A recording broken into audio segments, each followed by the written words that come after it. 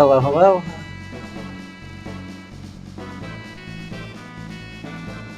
We're going to give it a couple more minutes here for people to slip in. Usually I start about the 5-minute mark, so about 4 more minutes of hanging out here before we'll get started with the gameplay. I will let them do their own thing with this beautiful, beautiful game.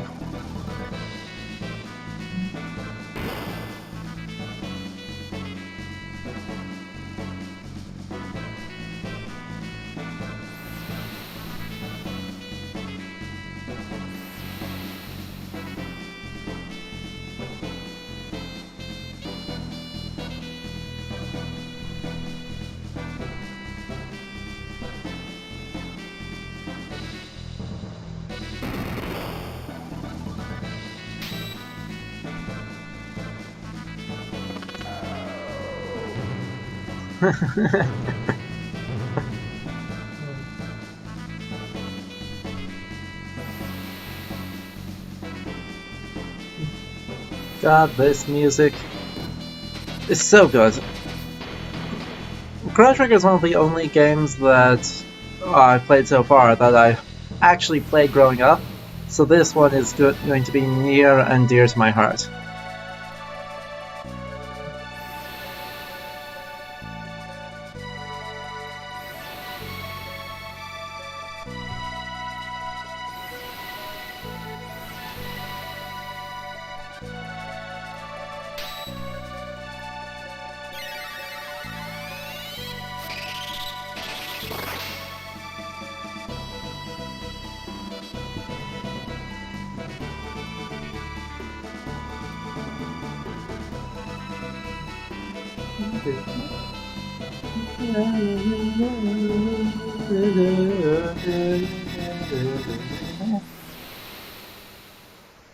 Okay, I think with that note, we will get started here. So, in case you don't know, my name is Adam, and this is Ludo History. This is a show entirely focused around the presentation of history, particularly of medieval history, in the past in video games. So we're looking at a whole bunch of games, variety stream here, and the different ways that the Middle Ages get treated in all of them. So this time we're doing Chrono Trigger. Technically speaking, the Middle Ages of this game is not the same as the historical Middle Ages by any means. However, they are explicitly called the Middle Ages in the year 600 in this game, and so they are without a doubt meant to be a reference to the historical time period. And such, we're going to talk about that. I don't have a whole lot prepared for this stream, unlike some of my other ones. This is pretty much a chill recovery stream. I just got back from vacation yesterday. But we are absolutely going to be doing this. Hey, Leander. So yeah, I'm back from vacation. We're back with Chrono Trigger, so this is kind of just a chill recovery stream, but it's going to be fun. We're just going to keep our default names here and get started.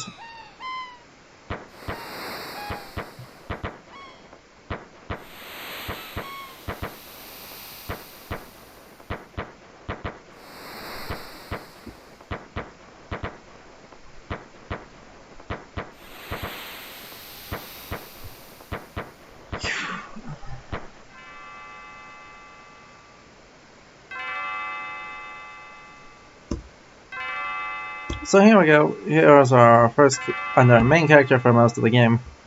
Chrono being woken up by his mom.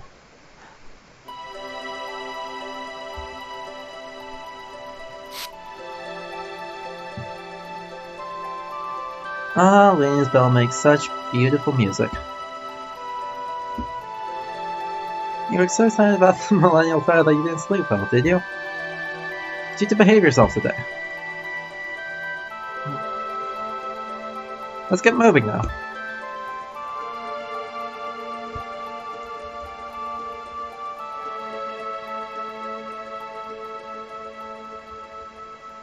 Alright, here we go. Here's Chrono, and you can see this gorgeous character art and everything going on. And he is pretty much our classic JRPG protagonist. I think this is the first true JRPG we've done on the channel so far, which is going to be fun. Well, this is going to be far from the last JRPG we do, but this one I think shows off some of the features that other ones will show pretty well. I want to do Golden Sun, because that does something a little different.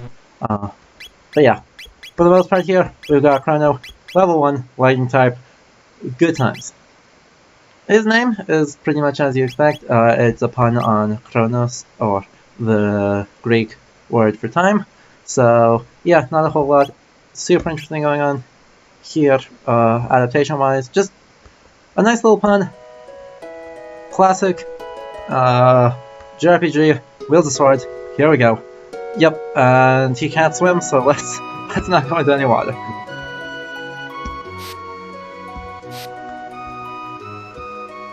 Meh.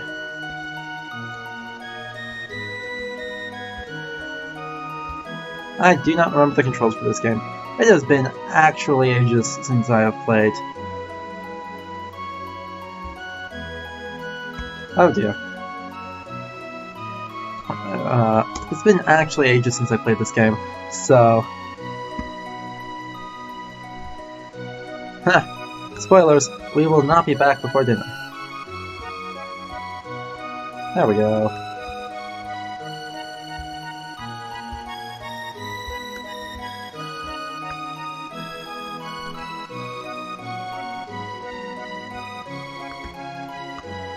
Truce. Oh, this is just such a feel-good game.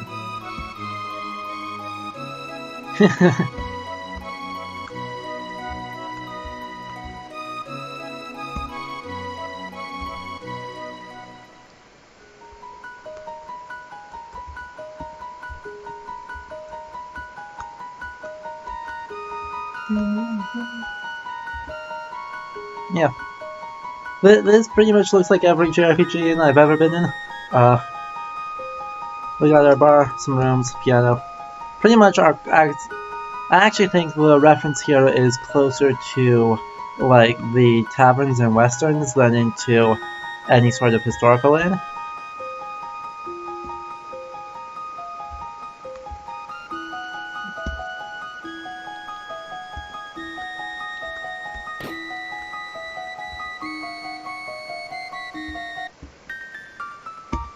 Spooky. Spooky, mysterious forces.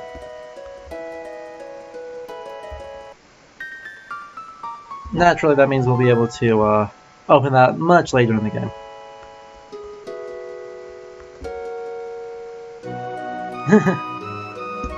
Someone seems unhappy about this fair idea. But since everyone's talking so much about it, why don't we go up and just get started with the fair, instead of poking around everyone's houses. Which, this time period is supposed to be the present, and as you can see, they have gas ovens, refrigeration, indoor plumbing, running water. So this pretty much is just people's houses. A lot smaller than they are nowadays, except for Chronos himself. But yeah, this is clearly supposed to be the present day, and we're just running around carrying a sword for some reason. JRPG conventions.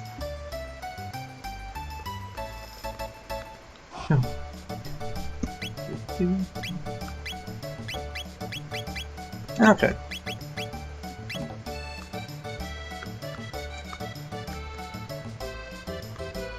So we've got here the Millennial Fair. This is kind of the starting area for the game, and I think this sets the tone for the entire rest of the game. The reason why I say that is that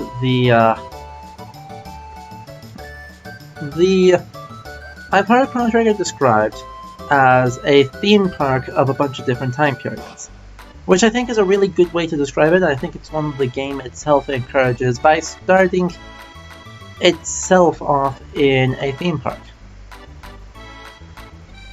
As such, its time periods don't really have a whole lot of reference to any, or a whole lot of deliberate reference to historical time periods. However, this does indicate a little bit of what we think is important about each of the features. So someone going around just messing around in the time period is going to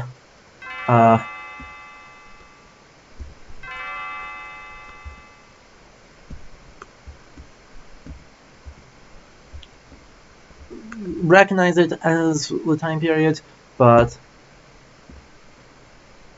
not actually care a whole lot about being accurate or anything else of the sort.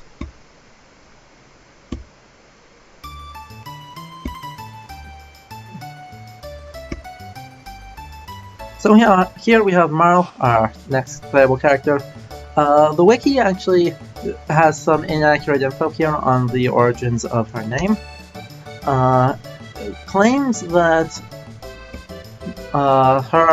this name, Marl, is an Old English word, not Old English, just Old English, important distinction, to meaning pleasant forest. This is actually not something I've ever found reference to.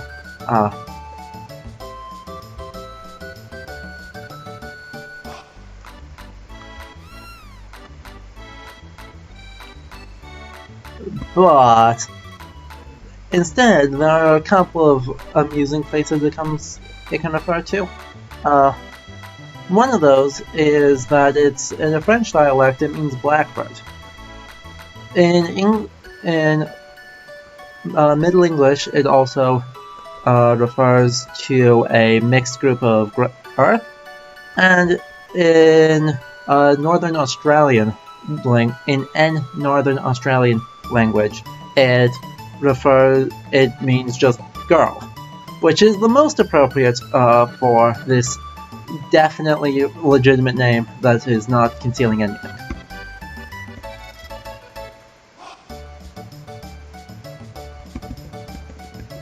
And now we're just gonna guzzle soda. I'm pretty sure I'm slow on it. Yep.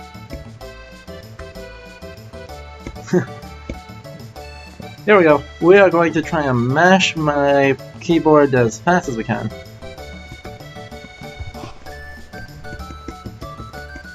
Well, that seems to be working for us.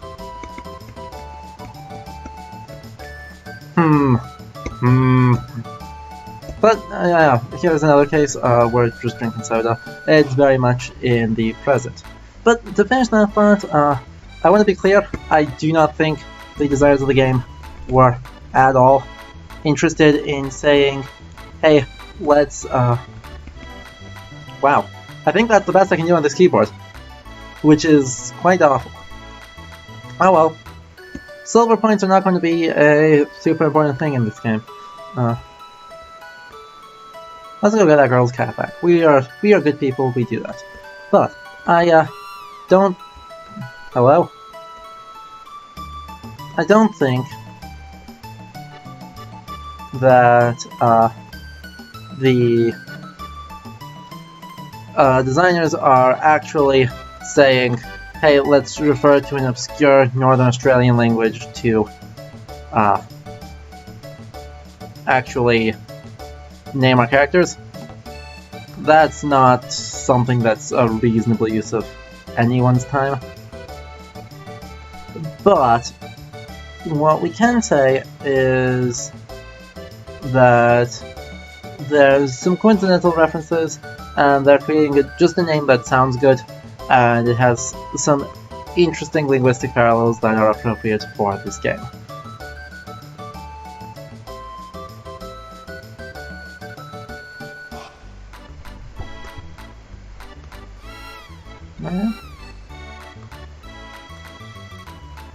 Where did that cat go? Kitty, where did you go?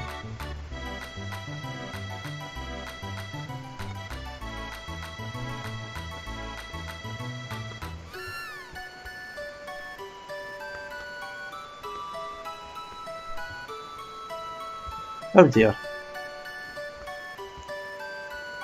It's a cute cat. It's a very... cat that's very bad at pathing. Oh my god.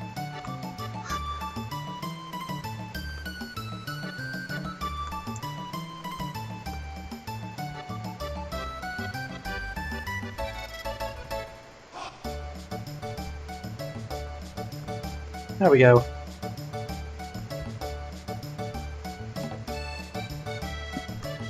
Anyway. What's up next? Let's keep looking around this fair. We've got a dance here.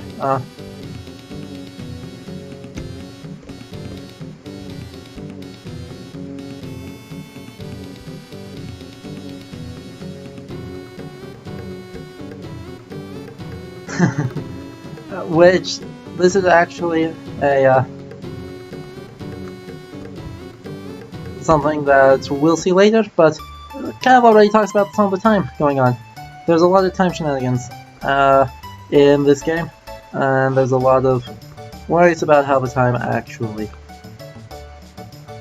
travel is going to actually work. So yeah, this theme park showcases kind of the last 1,000-ish years of history. Here we've got soldiers and knights and weird reptiles. So actually the past 65 million years of history according to the game, but regardless, celebration of the past of this land, and there's a whole lot of past.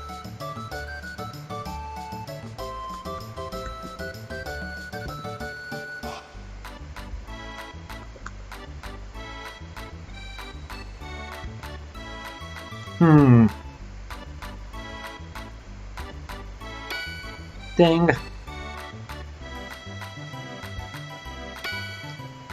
And this is probably the easiest way to grind them up, which is quite sad. But classic carnival games, classic carnival. We got balloons, we got tents, we got vendors, we got everything going on here.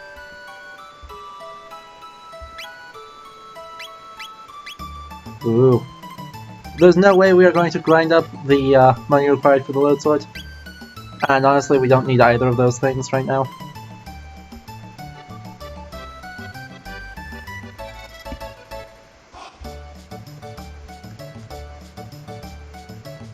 So, yeah.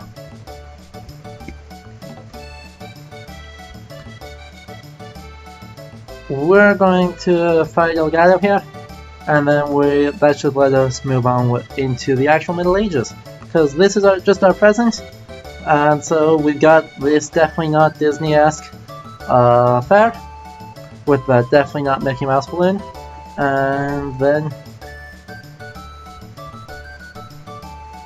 we will get into the actual game here.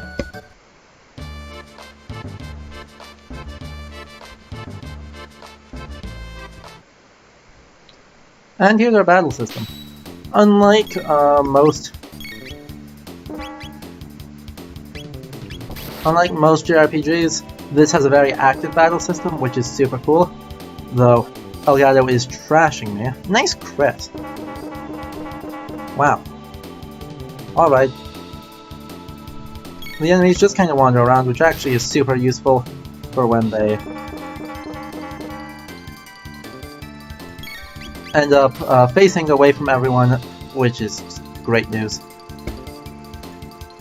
And yeah, we can actually beat up Elgato again really quickly here. We'll do that once more, heal up, and then get in with the rest of the game.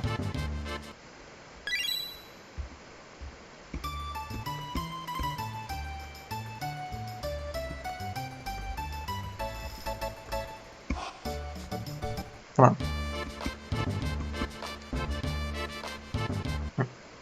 And you can see here, obviously, there's already medievalism going in with the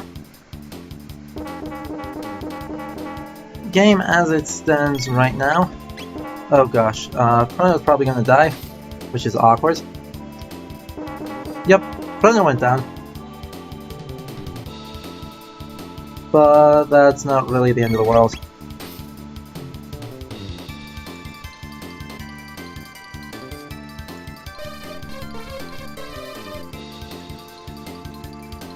Huh, what did that do?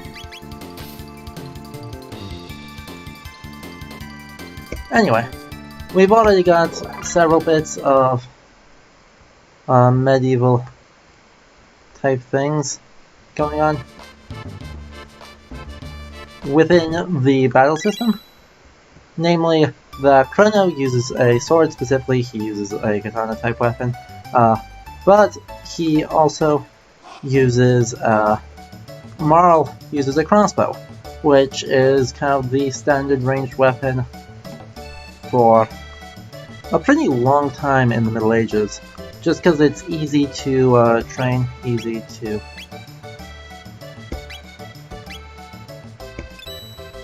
it's easy to train someone with, it's easy to do a lot of good things with it. And in a couple of weeks,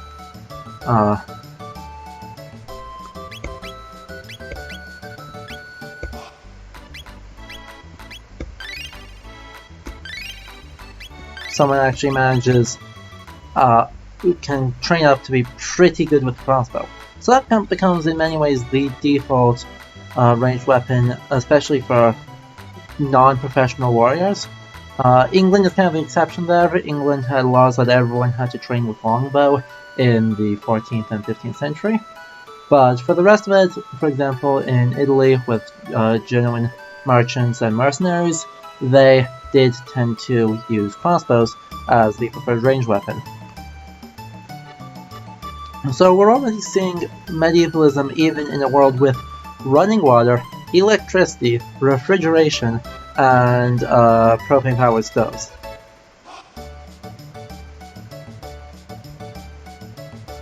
So...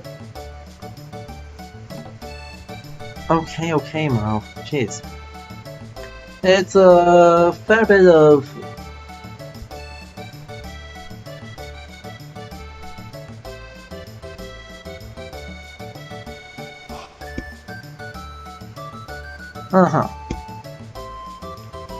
Also, yeah, we still have a monarchy with apparently some power. But yeah, also weird time travel devices, but we still use swords, so odd. But that's JRPGs for you. They do tend to mix, especially this era of Squaresoft JRPGs, really mixes magic, technology, and historical weaponry all together in a big bunch of mess. Final Fantasy VI and Final Fantasy VII, both from around the same time as Chrono Trigger, do really show this off. Final Fantasy VII slightly later, but Final Fantasy VI was in development at the same time as this game. So, yeah.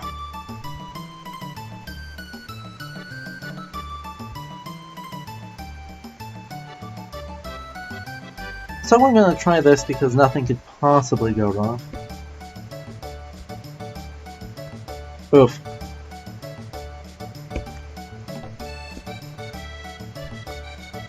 Well, there's a whole lot of,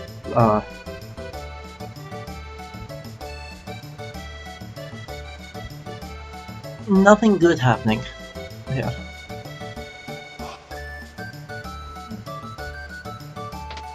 And Taban is gonna help out. This will work fine, we promise.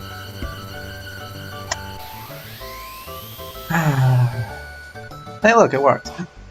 Nothing to worry about.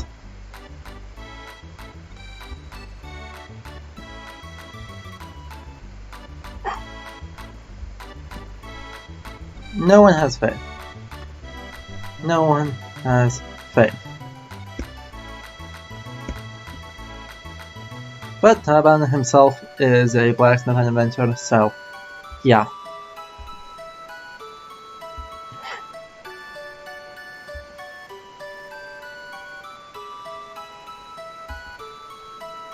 And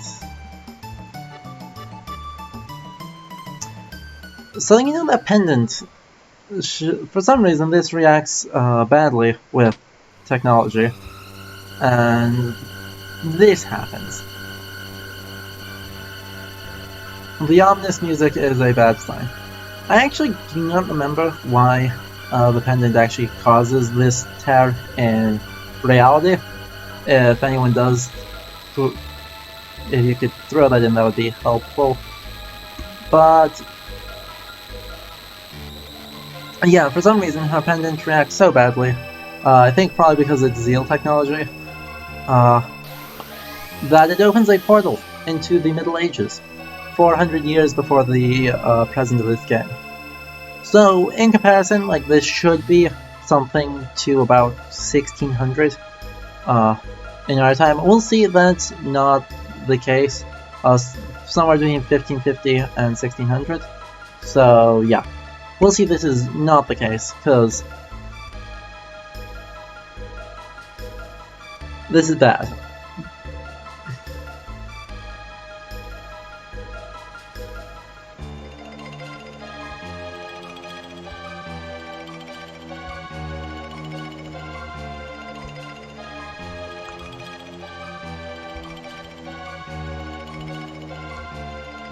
Yeah, we'll do the thing.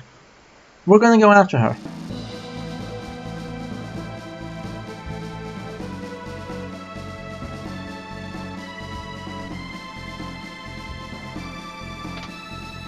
Luckily, Chrono has a better grip on this pendant than Merle does, so we're gonna go back to the Middle Ages, and then we're actually gonna get into most of this game.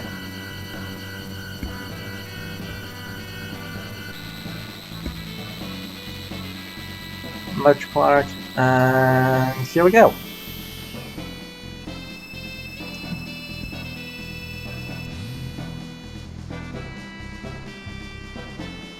So, something this game, since we're about to have a lot more combat, we can kind of introduce something this game does differently from a lot of JRPGs. This game has actually very few enemies overall, and of those enemies, very few of them are actually references to historical beings. Like these guys.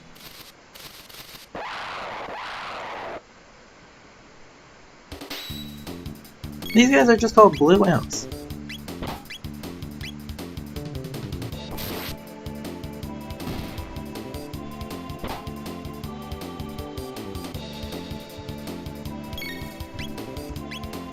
We've got no tech so far, so that's fine. We can take out this guy, and then one more. So yeah, I mean, while imps are a historically attempted thing, yeah, they do look like those green guys from Dragon Ball Z. There's actually a reason for that, Leander. All the character art from this game was done by Akira Yokimura? I remember his first name, but not her.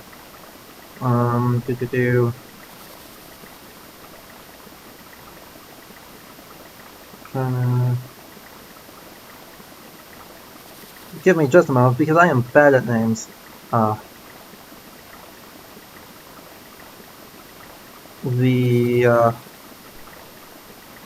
Akira Toriyama. There it is. The character artist for the Dragon Ball series.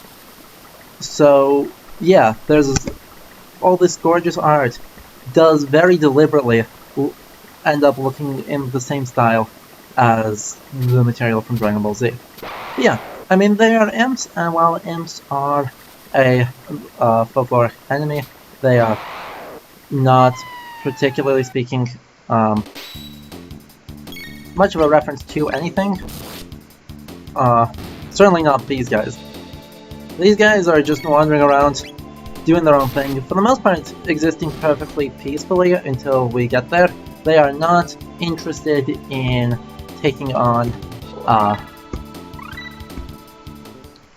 a whole bunch of enemies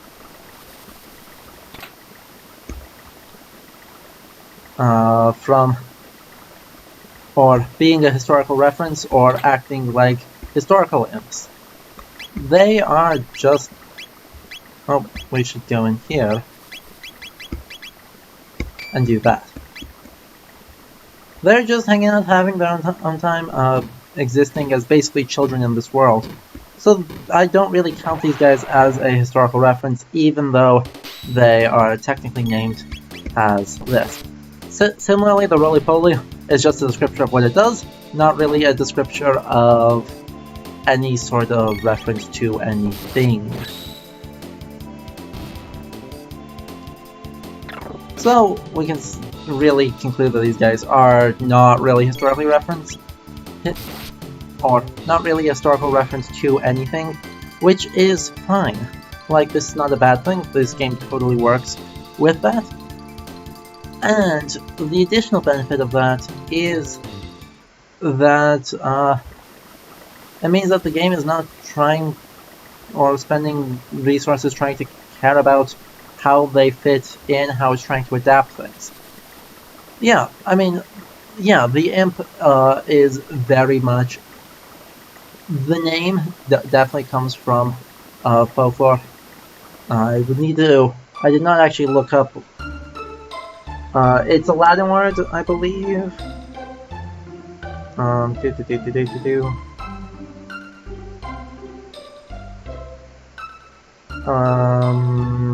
Yeah.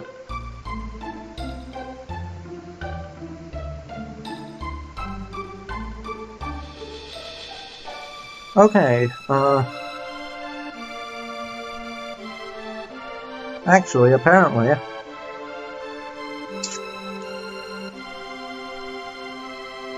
It comes from Old English, from a word for grafting, so a child. So yeah, it is definitely part of that, and obviously in the late Middle Ages and Renaissance, that definitely shows up. Like, that's... So it's not...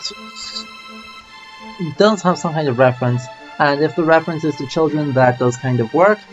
However, like, these guys don't really act like anything, or any historical imps. They're not really a danger to anyone. They're just there. And they mostly just exist alongside the people in this world. Technically they're enemies, but as you can see, unlike many of the Fiend Lord's forces, really not as much of a threat as this is. As they are. But in the other side of things, looking at this area, we're definitely in autumn somewhere in Europe with rope bridges, so this all feels old-fashioned, I would say. This is definitely, yeah, very much old-fashioned without being descriptive in any way. We've got here like stone walls, a bed that looks actually quite nice with linen sheets and long enough for someone to lay down in. That's anachronistic, but this game does not care. And a simple wooden table. So this is just trying to feel old and a little bit poor, and not really care a whole lot about the rest of it.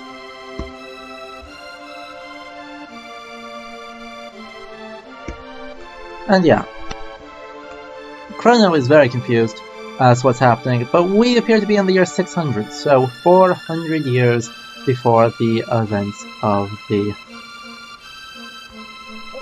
beginning of the game by our standards. And here we have a knight.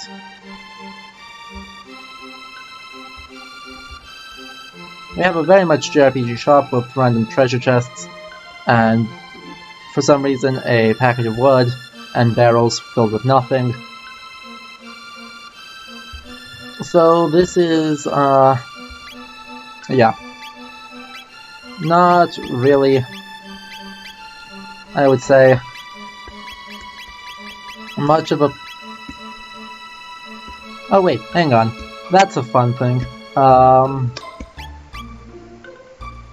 have a dart gun here, which seems to be some kind, intended to be like a mechanized crossbow, a little bit more like an arbalist. But yeah, it's a gun. It works like a gun in the Middle Ages. Well, cannon did exist in the 14th century, and there were arquebus. The arquebus did come into use at the very end of the Middle Ages in the 15th century. This is pretty clearly an anachronism, as is having a bronze helm and a karate outfit, and an iron sword. Yeah, less time travel and more. The time travel was accidental, but the went from elevators were the concept to teleportation. What a good time. Here we have a knight. This guy has clearly some kind of iron helm that covers only the top of his head. Looks like his cheeks are bare, and then has some kind of fancy plate armor, overblown pauldrons, and a cloak. So definitely like looks like a knight, is identifiable as a knight. If you try to match this to any historical armor set, you would fail.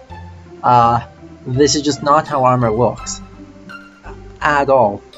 It's exaggerated. It's a highly exaggerated form of plate, but in a way that, even with the limitations of the NES, this does not look...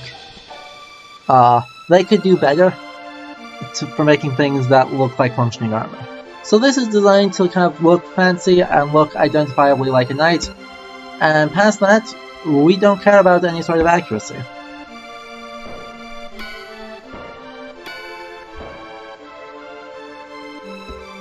And the bell. Well, so apparently the queen's missing. Or the queen was missing, but she's back now? Question mark?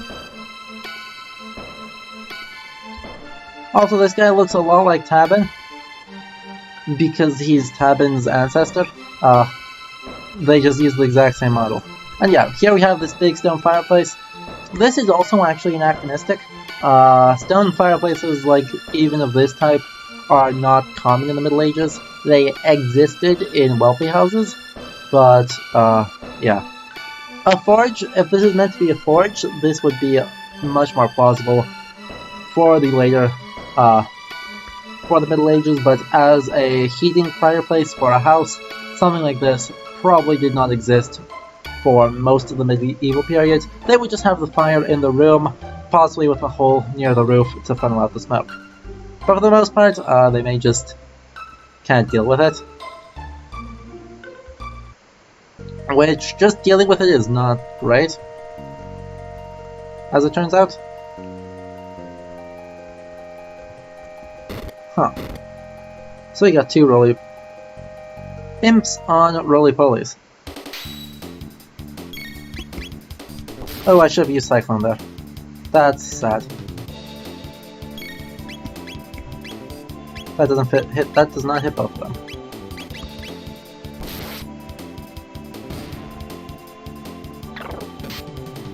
Luckily, these guys are not very strong, so we're just gonna keep going. And this forest, actually, I quite like as a quote-unquote medieval-feeling forest. Though we'll see, obviously, when we come back in the present, it doesn't look a whole lot different. But this place is pretty small and pretty organized, but still feels very much... Nope. Cyclone. Hits everyone. Chrono has area control, it's great. That should wipe pretty much everything. Oh wow, the green imp is a little bit stronger than the blue imps. But yeah, I guess that's the extent of the reference. He's supposed to be mischievous and young and overall not very dangerous. But yeah, not really any sort of strong historical reference coming out from this part.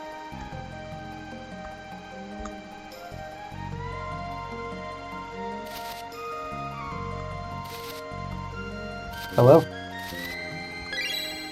Huh.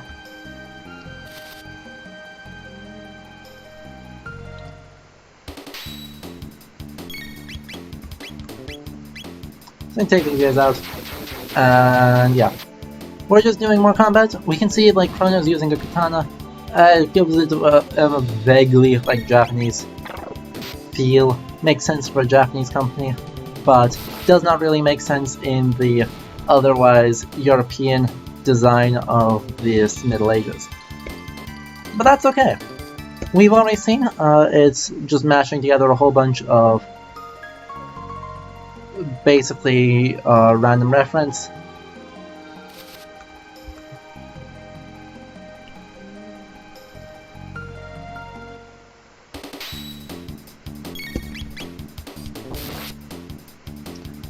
And it's gonna use them to do whatever. Chrono's very fast, so luckily these guys pose almost no threat to him. That being said, he's actually quite low on HP, so I should probably heal him soon.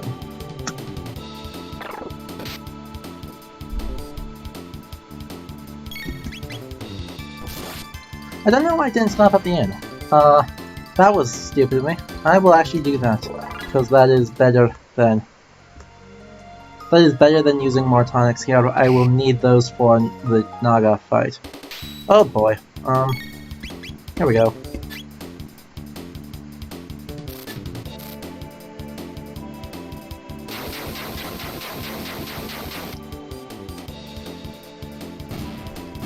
We've got blue eaglets. This I don't think we can really count as a historical reference either. This game doesn't really do historical references in its unit, or in its enemies. For example, like there are the bosses that we may see one of them, we probably won't see all of them, but the generals of the monster army are, well, they're Aussie. What is it? I actually need to look him up. The one we'll see is Ozzy, who's actually named after Ozzy Osbourne.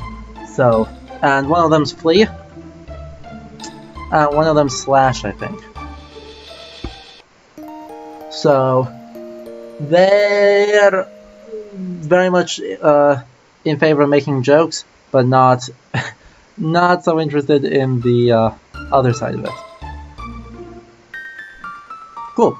So this is actually the same box that's in the present. We can't open it throughout time. We can open it once. So even 400 years ago, that box was still being handed down in the family.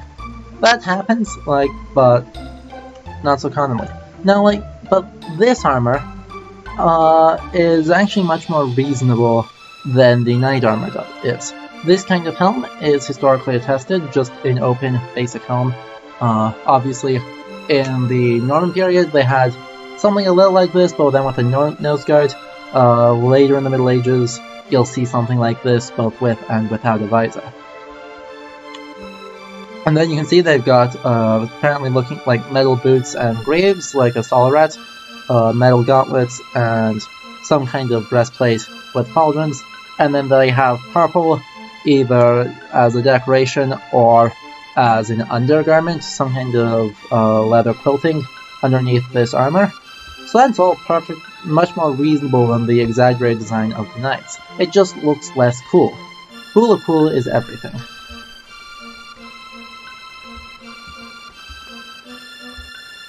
Hey.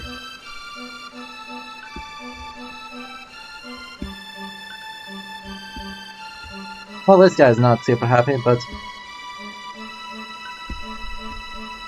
we have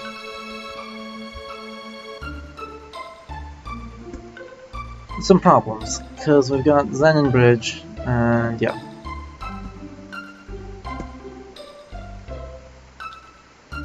We're gonna drink some cider, and then, yeah. We've got a cathedral, apparently, that she vanished into. Again, this, the fun I had with the inn in the present, that I think still applies to a lesser extent here, but still to some extent, is that this looks a little more like a Western saloon than it does a historical inn. It also does look like a modern inn to some extent, but I think certainly a medieval inn, this is not quite how it looks. Okay, so I've got more blue eaglets here, we're just gonna fight some more. It'll be fine.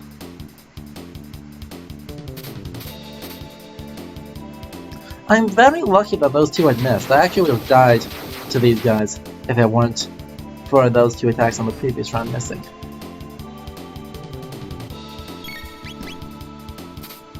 But that's alright. These guys are fast, they're a little bit tough. Took almost 30 damage off of that, but they're now dead, and we're getting more experience for Chrono. We're gonna go fast here, through the rest of this, take out these guys as quick as we can. Ah, boo. Ah, dang it, I could have gone at that time. The enemies were moving around and that actually caused me some trouble. Wow, he crit me. Annoying. No, maybe that's just how much damage these guys do. Almost works. Almost. But they're both dead, so now we're at no more risk. Yeah. I believe I was saying something about the forest. So the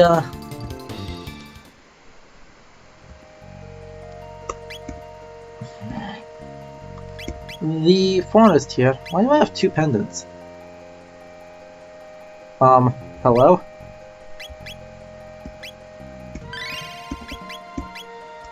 That's weird. Okay. I have 2 pendants for no reason. A good, well-programmed game.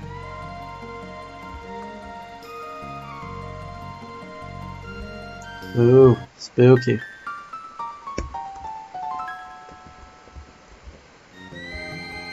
Thank you, sign. So very helpful. So yeah, there's something blocked there. Bit of a problem. Anyway, this forest I like because it's pretty well organized. There's some wandering around, but it's pretty well maintained as forests were in the Middle Ages. But there still is this place where monsters exist, which conceptually, even though historically forests were pretty well managed in the form of like deer parks and such, conceptually forests were where all the monsters and weird things were. Adventures happened in the woods. Like, for example, recently I was reading the lay, the Norse translation of the lay of Bisfara, which is a werewolf story. But when he turned into a werewolf, he hid his clothes in a hollowed out log near a hermit's hut in the forest so that he could change back. And then he turned into a wolf and ran around the forest for a while, and then found his clothes, put them back on, and turned back into a human. So, yeah, that's pretty indicative. Conceptually, weird things on the borders of humanity were supposed to be in forests. This applies in France, as well as in many Norse translations. That's one of the lays of Merveille de France, who was actually probably writing for the English court, not the French court, but we know has Merveille de France anyway.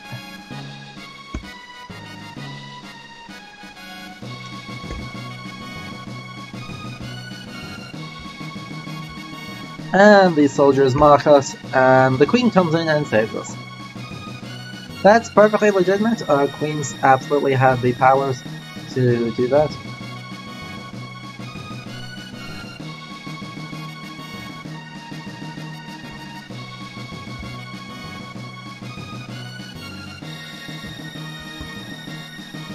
And so we're not going to talk to the Queen though, because we're rude like that.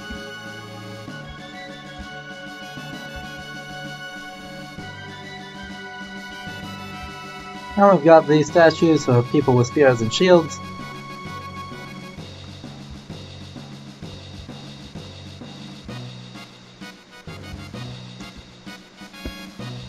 And yeah, here's another knight.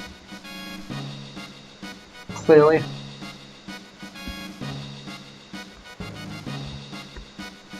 Meant to be even fancier, because he's as overblown as the knight, but palette swaps to be gold and crimson.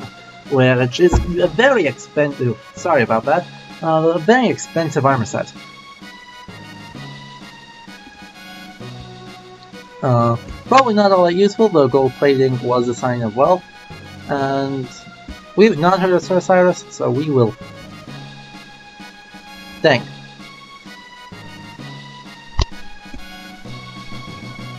And yeah, there's a beast called Yakra. I did not check. Let me do that now to see if there's any sort of historical reference there. It does not sound like it, except it may be a Japanese being, but our trivia is probably not that helpful for that, because there's actually very little. It's actually really hard to find trivia for that, because between the Japanese linguistic changes that go on, it's very hard to locate where these references may come from. However, I do not think it is likely that this is I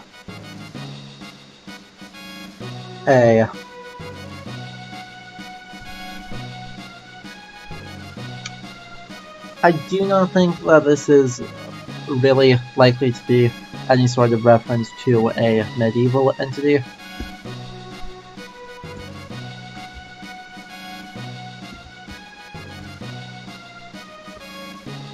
But yeah, looking at this castle, it is very fancy. As you can see, it has these big crested shields, big things here. The whole thing's now stone. Very complicated, very fancy. Very much a gothic castle. So, realistically, like guessing, I would date this to be inspired by later medieval castles.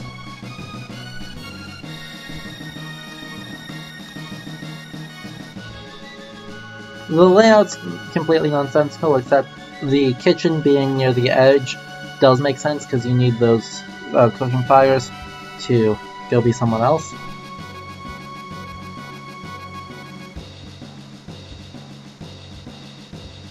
And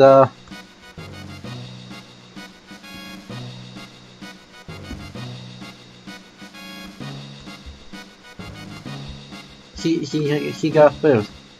Yay.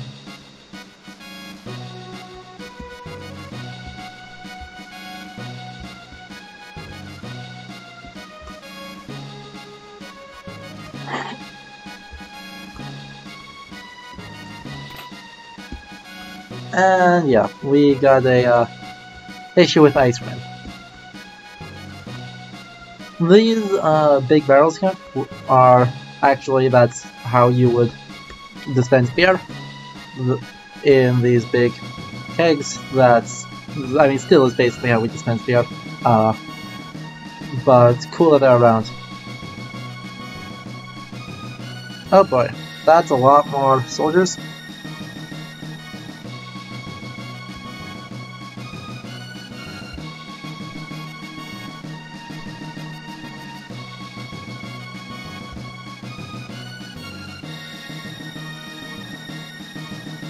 Now, Chef in this period, I don't think would have worn this outfit, by the way.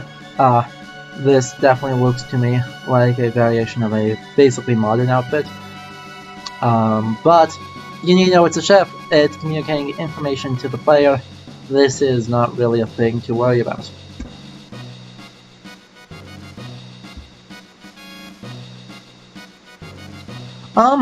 Actually, we not that a player can do Myth and Legends, but we're gonna get to Kingdom Come Deliverance. I got that game today, so we'll get there in a few weeks, and I expect that game will have a few more medieval or specialized jobs in some of the villages.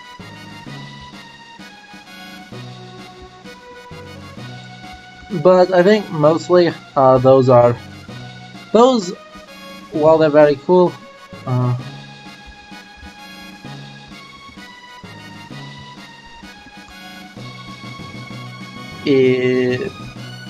while they're very cool, come on, sit down. We're supposed to be able to sit down, right?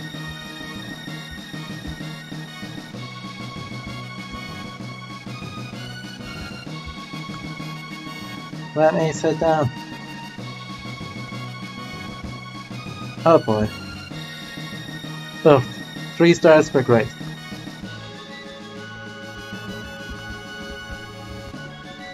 Okay, now sitting down first. One thing that is really weird is these halberds laying down. Halberds are a very late medieval thing, really looking at 14th and late 14th, 15th, 16th century for these, which fits with the design of this castle. I would not put this castle any sooner than that, on the basis. Well, not much of size, even in 13th century they could get this big, but on the detailed design I would also say probably later 14th century, or modern pretending to be 14th century. But so the halberds are there, but you wouldn't see them in the kitchen. That's not done. Anyway, yeah, I think to more fully answer your question, Myths and Legends, I think the reason most games don't do that is because that's not something that is really all that interesting to a player, nor are there something that there's a lot of really interesting stories to tell of that. Like, Cooper is really, like, not likely to give a quest, though they certainly fill a very important role in the community. Same with a Candlemaker. Unless there's something really, really weird going on, those are things that kind of exist in the background of a town or city, and not something that is going to have the kinds of adventures and quests players are usually looking for. So including them is kind of an odd use of resources unless they're specifically going for historical accuracy. Kingdom Come Deliverance does claim to be actually going for historical accuracy, though I do not believe it when it does. So we will see. I will be very curious. That playthrough will actually end up being a large part blind. Probably not the first episode, but after that, I may well just do it blind. Anyway, King Guardia of the 21st. In the throne room up here. The throne room is not in a castle, is very rarely set up like this. This is just not sensible. In fact, it's much more likely that the throne room is on the top floor of a building and you have to go through several courtyards and other halls to get to it. For example, at like Karlstein Castle in just outside Prague, the throne room in the oldest building is on the 3rd floor, and there's actually, you have to walk through 2 full galleries and a couple flights of stairs to get to it, and depending on which way you come from, you might actually walk through the king's bedroom in order to get to it, though that's not where most people come in from. The reason the bedroom would be connected like that, though, is that the most private matters would not happen in the throne room, they'd happen in the bedroom while the king is sitting in bed. If he really trusted you, you get to walk in and sit out next to his bed and discuss important matters to him. Nothing like this.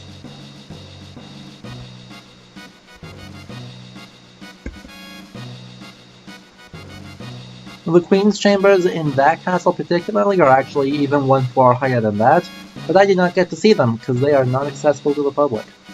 It's quite sad.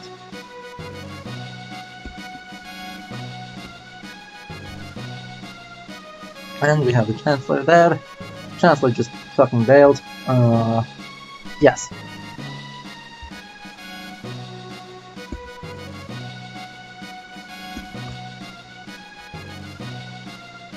Why did the Chancellor bail? Hello, Chancellor. We got more storerooms here in these towers. Not really how towers work, but, you know, why not? The reason this is done to store things up here, like this, is that it's just hard to get to. Like, realistically, what are these 2 statues doing facing a wall in a tower? And if there's an attack, the knights are supposed to run up 4 flights of stairs to get the halberds to go defend it? It's not super sensible. Also, a spinning wheel there. Because that's... yeah.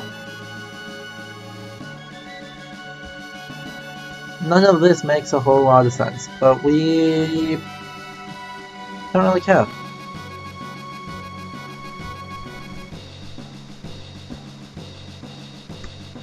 Well, the Chancellor seems delightful.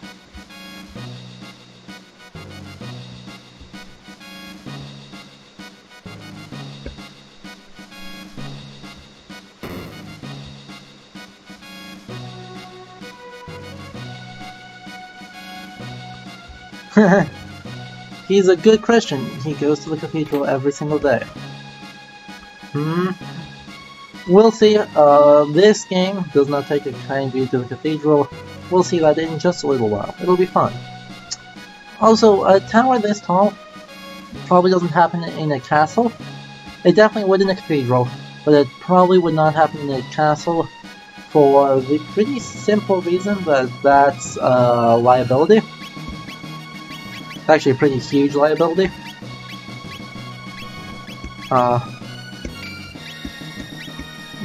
If there's siege weaponry, or in this case magic, magic that bombards people fills in for siege magic just fine. If that shows up, then we actually have a pretty big problem.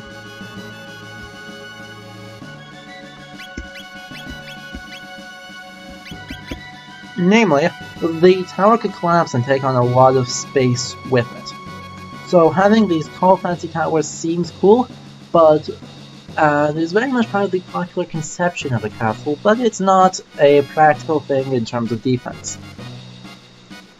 The reason why that's so popular is that descriptions of fair ladies in towers do appear in medieval romances, and so in the modern period, in the 18th and 19th centuries, there was a conception that, you know, this is what it's supposed to be. This is more medieval than the actual Middle Ages.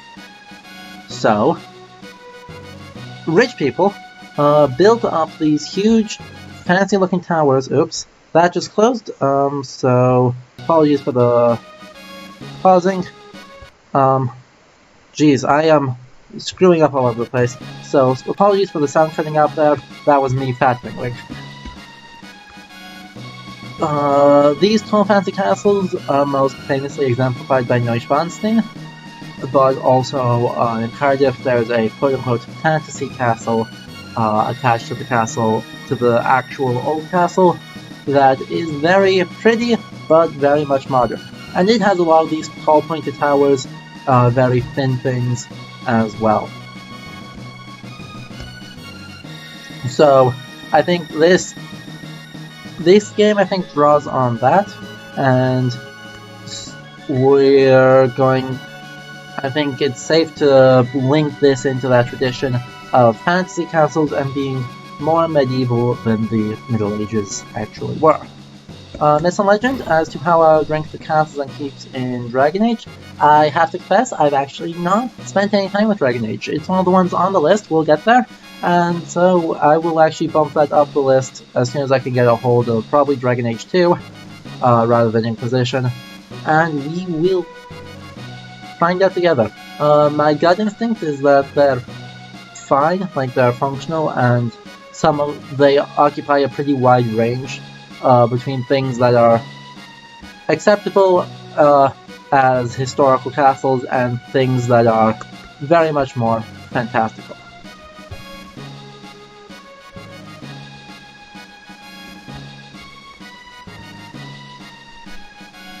I am definitely, unfortunately,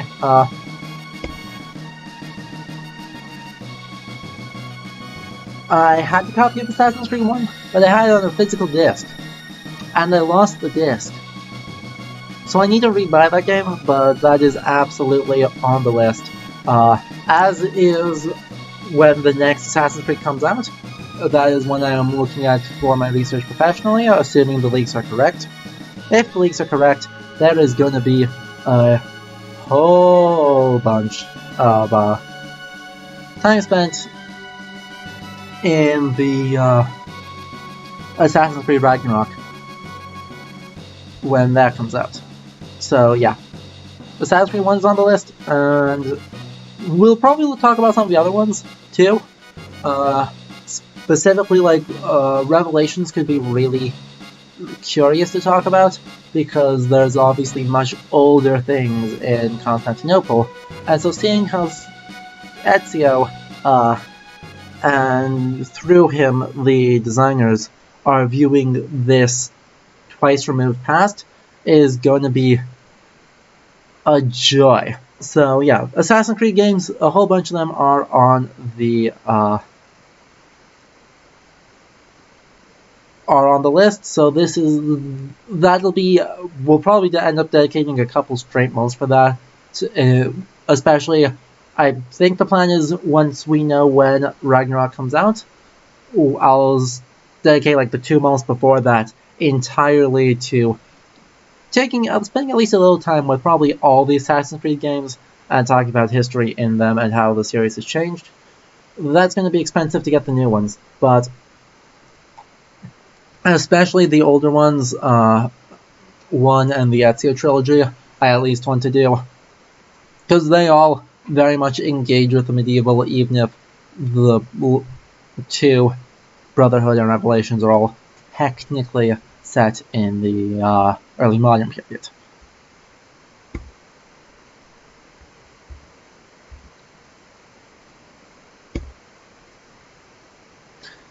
But yeah, I've also heard that. I'm very much hoping it gets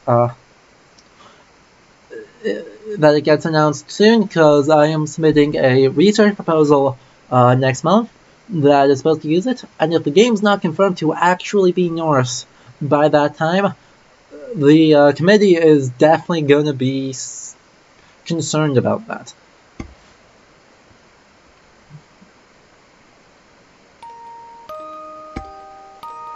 Anyway, so it turns out this queen that got rescued is actually Marl. She also got thrown into the Middle Ages and is now wearing this dress that looks nothing like a medieval dress. Especially since her hair is still existing. For most of the Middle Ages, the fashion for women was to cover their hair with some kind of veil or wimple or other such comical outfit, or some kind of scarf at its most basic. So definitely the court of this time period, you're looking at very tall conical hats or wimples, which is very different from a ponytail. It would have been a bad use of the sprite work to do that, but yeah. Oh boy. And Marl is...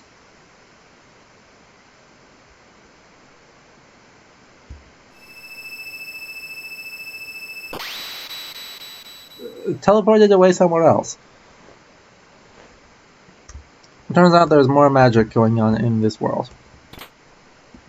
So we loot the treasure chest. Having the spinning wheel in here, though, is totally legitimate. And I think this is probably supposed to be like a Rumpelstiltskin reference. That seems to me the most reasonable as why there are so many around here, is that it's referencing a folktale with a spinning wheel.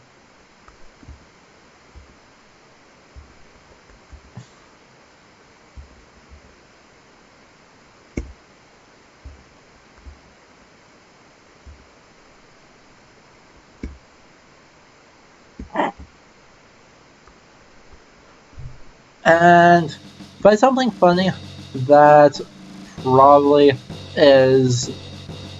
well, it's actually something that was believed in the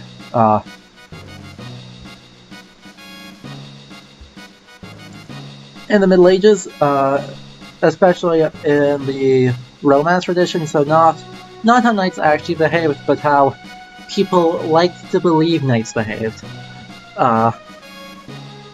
What was entertaining of the stories of knights, infidelity of noble women is kind of a big theme. You read them today and they're incredibly misogynistic, but gossip about that and tricks trying to find out, or yourself incurred secretly assisting those affairs, is very much part of the medieval tradition, and so again, I don't think that's a case where they're actually intentionally doing that. Certainly the language they're using is not one derived from romance, it's derived from high school clips, which is the target audience. Children, high schoolers are like the target audience of this game, so that makes sense. But it's a case where they are accidentally managing to make it all work, and actually accidentally doing a good bit of adaptation of medieval mentalities.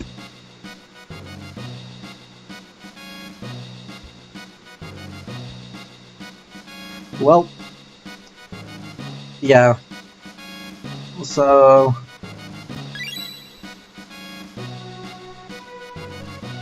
we have several descendants here. We're a few generations short here. They are not...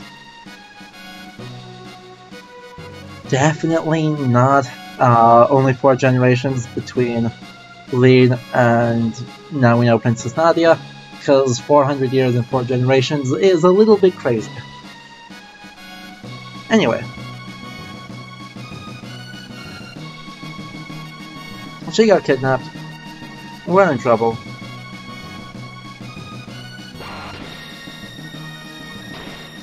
And yeah.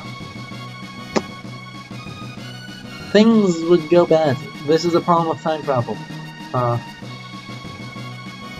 So Luca and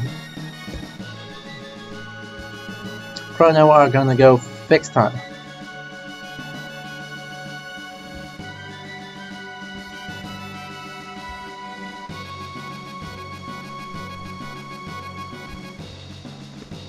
Let's take a look at Luca, because we can.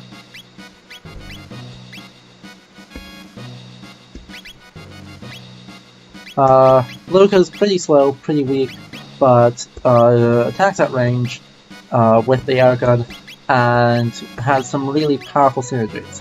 As you can see, she is a fire type, so we're going to get Flame Cyclone pretty quick here off of the guys in the forest, and we're going to go up to the cathedral to keep going, because this is going to be good. Oh cool, we've already got Flame Toss, which is good. And we're working on Flame Toss, and we are working on Slash. We don't have any dual attacks yet, so that's fine. We're gonna try and get these up as quickly as we can. Because a lot of this combat is based on our magic and our tech. There we go. But having another character here is super helpful. Ow. Cool. And the side scope lets us see people's HP, which is good. 30 HP, which means we are just barely not killing them in one shot right now. One more level should do that, or upgrading, if we can get Chrono up to getting the Iron Blade instead of the Wood Sword. Which, how are we on? Okay, his next is in 16, he'll level up very, very soon. But where are we on money? We have 1,000 gold, so we can we'll definitely stop by the shop on the way, and that should help us out a lot.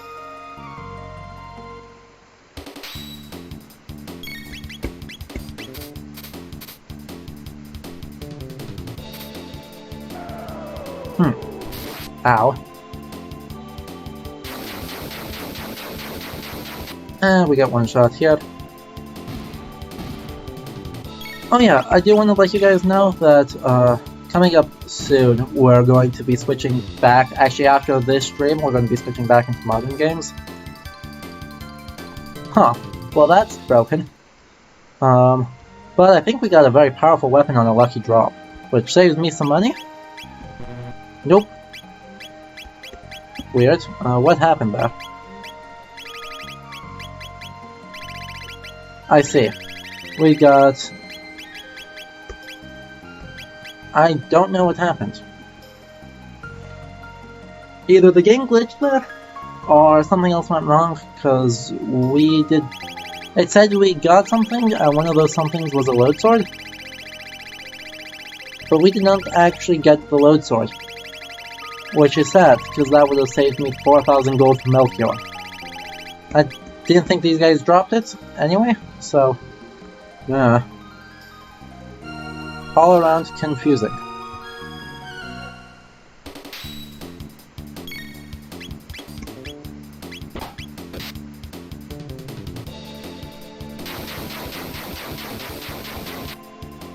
So let's accept all of them, everyone dies, and we should get some level ups off of this.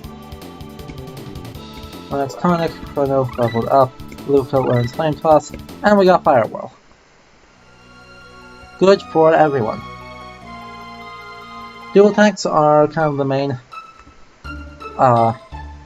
bit of strategy in this game, and why I like pretty much every party. Because those dual and triple attacks are so much fun. Flame Whirl does magic-based damage, and generally is just good. Especially in the early game here.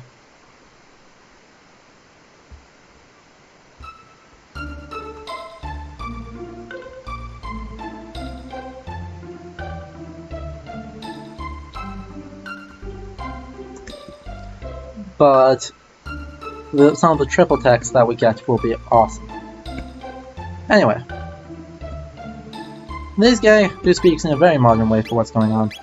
Well, we're going to get him some help. So, 1 Iron Blade for me, 1 Dark Gun for Luca.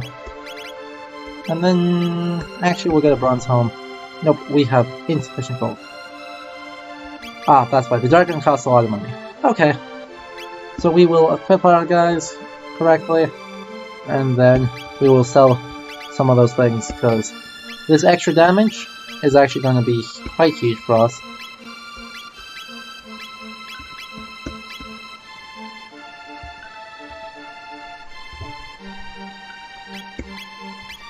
Because we can just sell that, and sell that, and honestly we can sell this too. So, we sell all those, and we're still not able to buy a Bronze Helm, I think. No, we should be able to buy 1. We'll buy 1, because that's actually a pretty significant improvement on our defenses, which is going to keep will prioritize Chrono on our armor here, because if we keep him up, he's pretty soon going to be able to he's pretty soon going to be able to help heal people too, which is just good news. Come on. So here we get into the cathedral. This cathedral looks pretty legitimate. As some kind of church type thing. It's recognizable as such, with a central tower where the bell would be, and then this kind of arch in front of it. We only get to see the inside.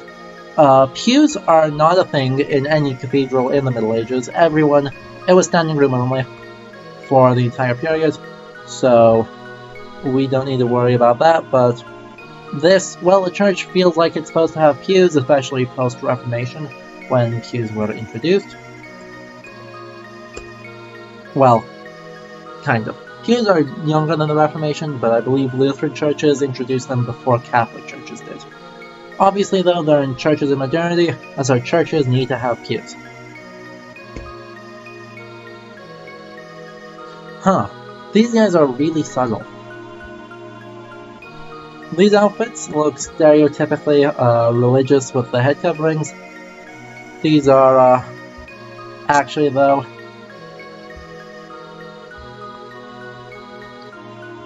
pretty much just how everyone looked, with head coverings in the Middle Ages, so that's cool. But none of these guys are subtle about what they're doing, which is something this game does a lot. Subtlety is not its strong suit, so everything is very much exaggerated in your face, and this is good. This is a theme park. It's supposed to be medieval enough. So we have this Gothic architecture of dark stone and rich carpets, and the church looks really church-like with pews, even though that's anachronistic. Because it's a theme park and you just need to know where the space is. Hey look, suspicious looking save points. Speaking of which, before we activate that suspicious looking save point, let's actually save. Oh cool, that's a map. I didn't even know that that was a map. Here we go.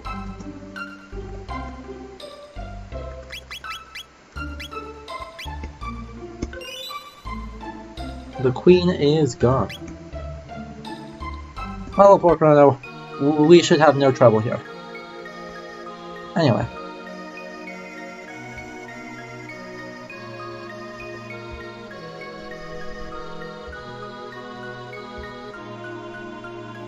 We've got a coral hairpin.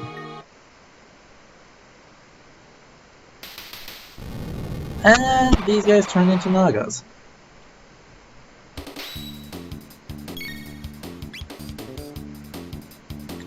Thanks.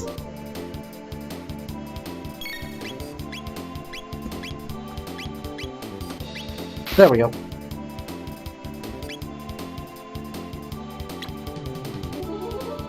And so yeah, I mean you can see they're pretty weak to fire, as we murdered the hell out of them. But that slow spell is really annoying. So hopefully Chrono does better damage than that. 47 of 60. Okay. Without the text, this fight would be a hard block. But luckily, not something we need to worry about too much. We wipe them out and we move on. They're snakes, they're weak to fire. That seems, well, fine. It's pretty much a random elemental resistance, but it's not a bad one.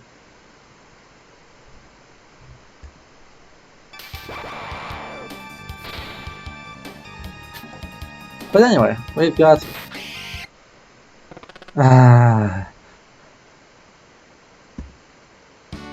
we've got Frog here. Now, I mentioned that this is supposed to be 400 years before the present. So from when this game released, 400 years before that would be like 1594?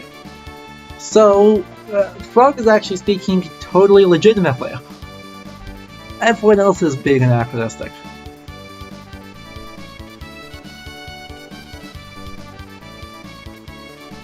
Well, kind of legitimately.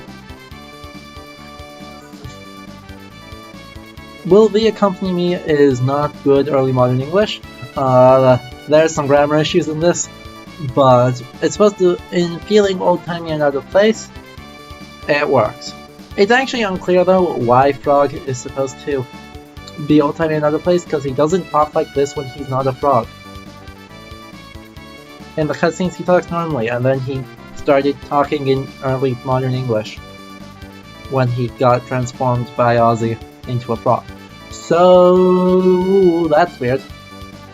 But I quite like it, it's very charming. And Frog is...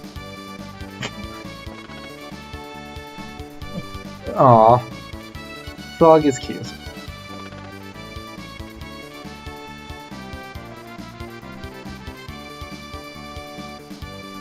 Person frog thing I mean.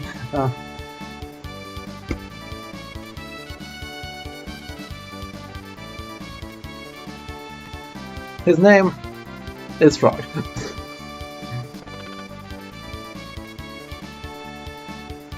But he's very buff. He is, even more than Chrono, he is a physical powerhouse. Like, it's so hard. And he's fast. So... we see him in cutscenes when later in the game. So he, as a playable character, he never has a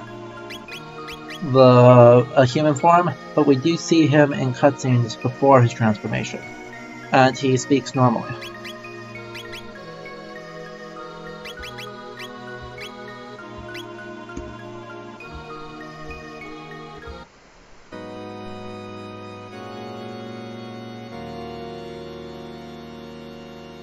Ooh, hang on. I need to listen to that again. The one...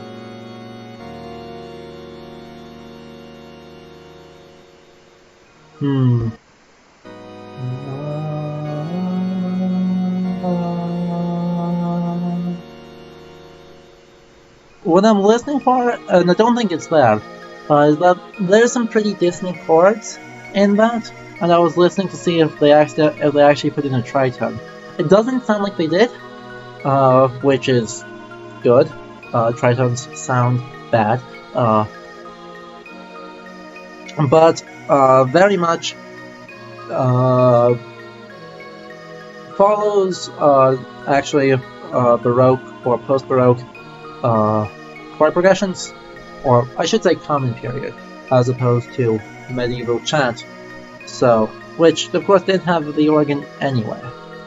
So, I mean, this is something that exists in pretty much every modern church, Christian church, but it's not a thing that existed in the Middle Ages in a church. In 1600 though, it did exist, so 400 years ago, totally legit thing to have in a church. The chord progression there is very minor.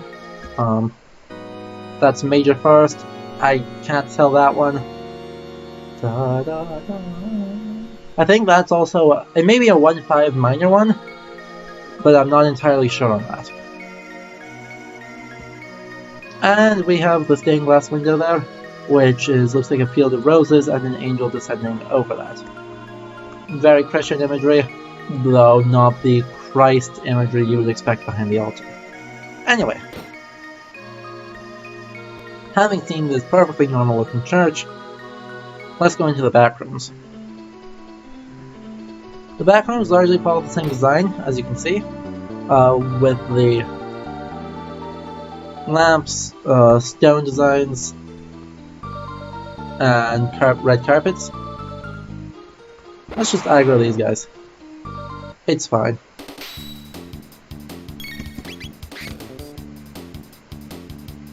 These guys, Diabolos is...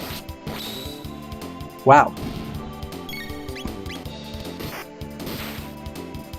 Look at my guys just critting everywhere. Well, these guys are not very scary, though they do have a fair amount of HP. They give me good experience, though. But that design is pretty much based on cathedral gargoyles. And the name is, well, Spanish actually, for devil. So this is largely much like as expected. Okay, we got a maiden suit and a tonic and an ether. And we have these guys.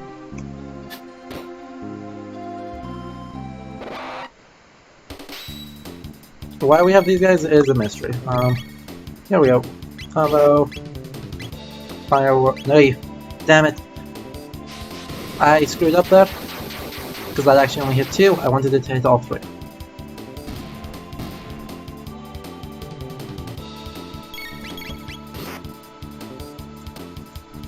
Oh, I have no idea. While I have some musical training, I am not a music theory specialist by any means, and I've not looked into the music in these games too much yet. Currently, especially with NES games, it's because there's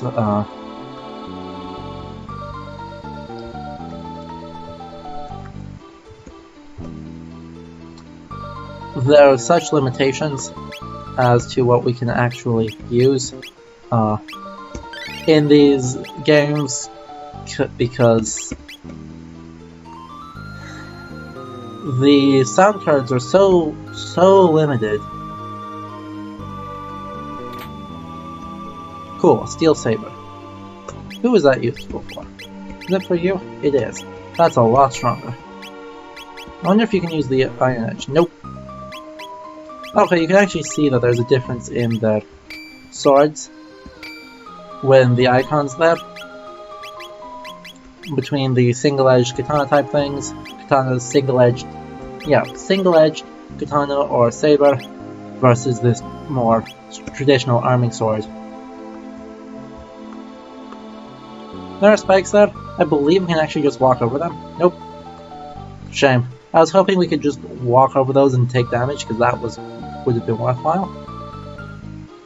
But that's fine. Oh, hey, we got 3 people here. So we've got more Nagas, which are just... okay, these are Nashers, not Nagas. Weird. That's okay. Cool, you just got crit for all of your HP. Nashers are a little bit stronger, but still not really dangerous. Flame Toss should be able to hit everyone. And that just murders them. Why these are weak to fire, I don't know, given that Nagas were thought to live in deserts. But, you know, I'm not going to question it too much.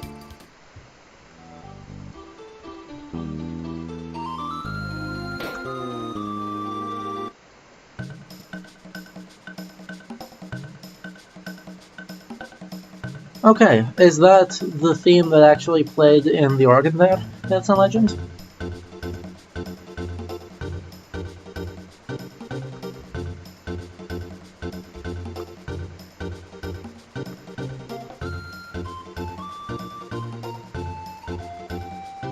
Huh, so apparently there are some soldiers locked up.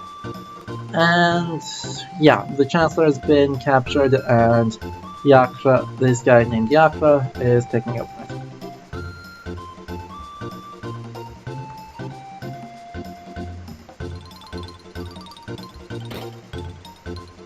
Hey, by the way,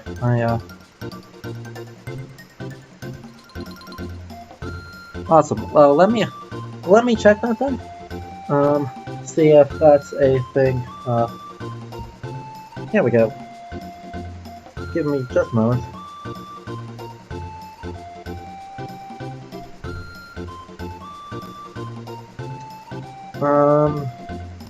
No, that is something different, but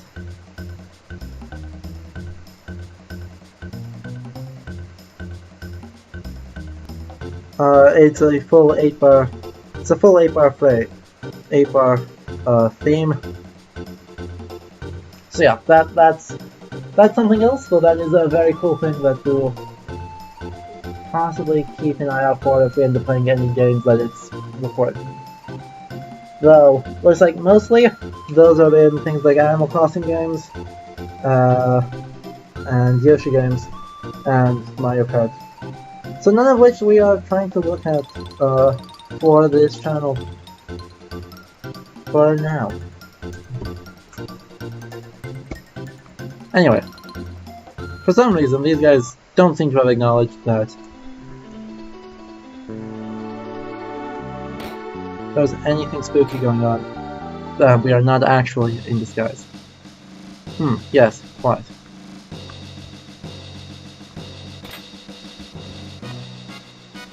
Don't know where that Gargoyle or Diablos went, which as I said is the Spanish word for devil. It's kind of...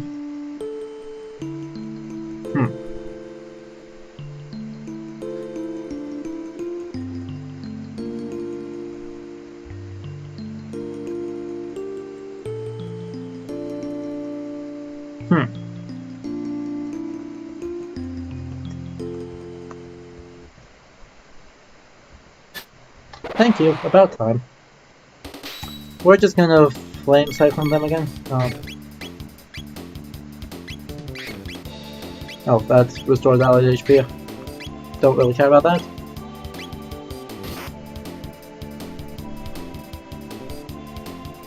What I am hoping for is that Luca will cooperate in a moment and we can Fire Whirl hit all 3. Maybe that'll even hit 4. Nope, that hit a different 3 than I thought. That's totally fine. 2, 3, and Frog's gonna keep going on this Naga. Nice, Frog crit again. Because Frog is an absolute hero.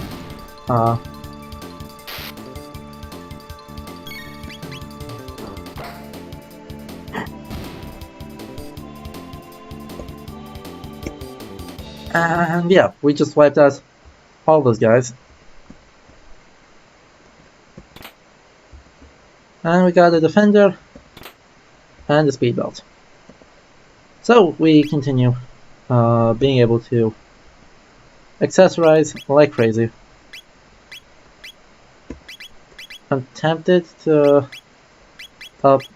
Okay, so that's more HP or more defense, and that's more speed. Okay. To be frank, I don't know that any of these guys need either of those, but that's okay. Speed belt. Yeah, I guess we'll give Chrono more speed because that means he can attack once before.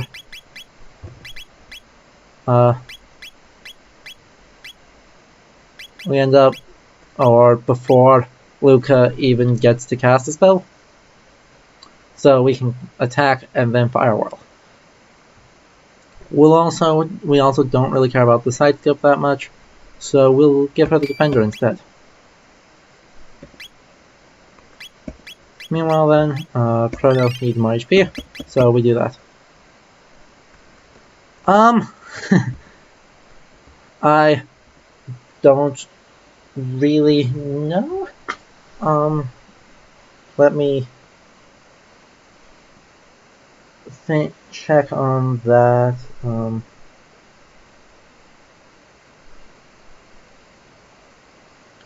No, I do not care about the Italian clothing company.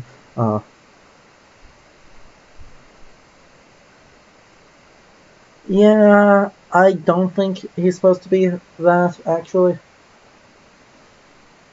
Though, certainly there is some references. Instead, what I would think it's more referring to is the Princess and the Frog trope, which, obviously the Grimm story is by far the, I believe it's Grimm Brothers version of it, is by far the most well known, though it's not, strictly speaking, the only one.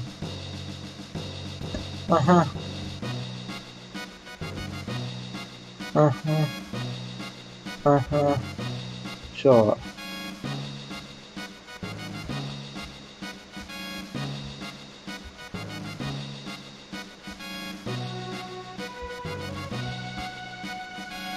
I'm surprised they're just gonna let us walk out. Okay, there we go. About time. Okay, these are just 3 Nashers, so they're not really a threat.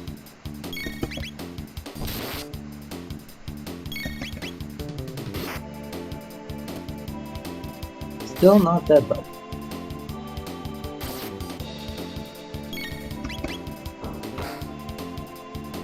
There we go.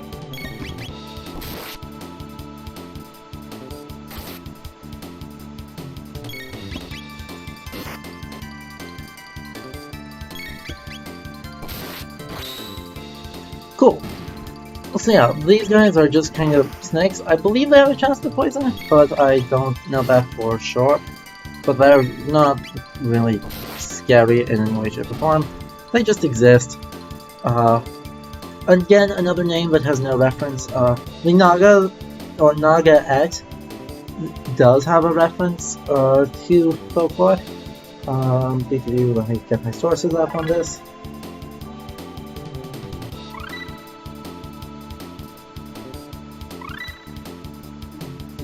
So the Naga is a Indian folkloric monster, or monster I should say, is not really the right word because they're a non-human. They are non-human entities that are half human and half snake that live in an other world. They are semi-divine and is actually a reference that's quite common in Japanese games. Fire Emblem, Fire Emblem, was it? Secret of the Emblem? Fire Emblem 1 actually refers to it explicitly.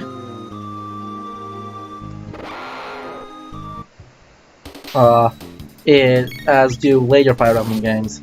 The Divine Dragon, Naga, who we saw briefly mentioned with the Naga Holy Blood in Fire Emblem 4. is a reference to the same entity, and in Fire Emblem 1 and its remake Shadow Dragon, there is a unit called Nagi,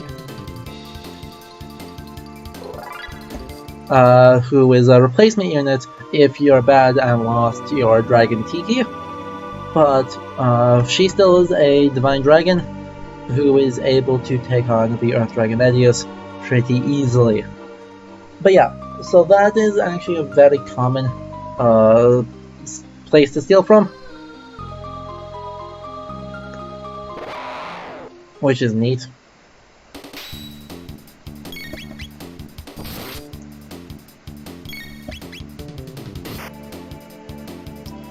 Okay.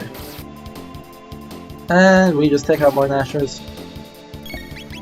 There's really not a whole lot interesting adaptation-wise to talk about here, because this is supposed to just be really, really, like, aggressively gothic feeling. And so we have this very dark stone that looks a lot like a secret place. I don't know what this floor is supposed to be, but I don't think it really matters. We've got two more here, along with two nuggets. They are in a perfect position that if Luke is fast, we'll be able to flame whirl them and kill everything.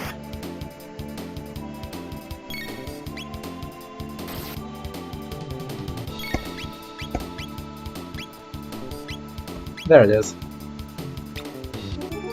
Luckily, we were good. So yeah, Chrono just marks everybody. Yeah, I probably could have just used a regular flame toss, but that's okay. We'll burn an ether before we get into the last area, so that we can X-strike with Chrono and Frog.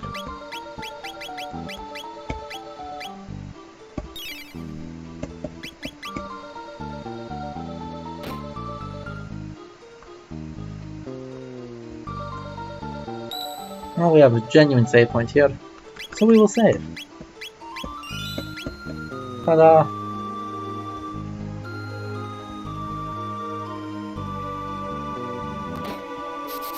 Oh. Okay. Sneaky, sneaky, sneaky.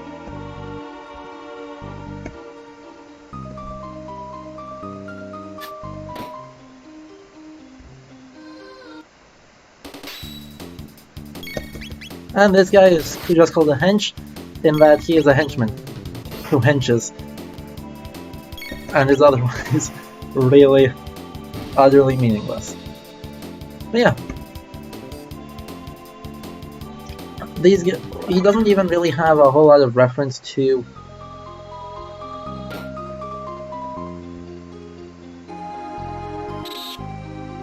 a specific entity, but I can tell he's just wearing pretty generic looking armor, pretty generic looking everything. Awesome, so these guys have our vampire bats, which is just delightful, but they are really weak, so it's not a big deal. Of course, it's kind of inevitable that I don't know what I expected.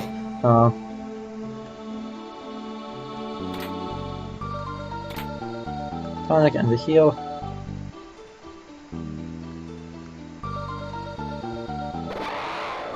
Okay, I walked right into him. That's fine.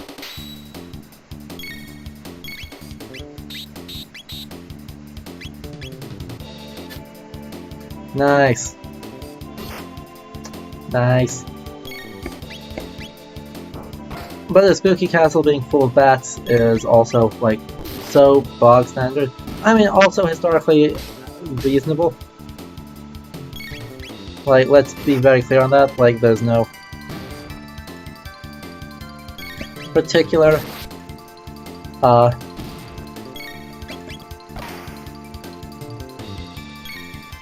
nonsensical reason why a castle would not be full of bats. They certainly had no way to remove bats that nested in roofs, so that was just part of the lived experience of you had bats everywhere. so that's fine. The bats being secretly vampires is...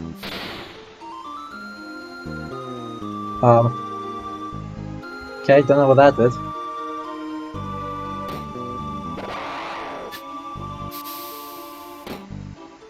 That's alright.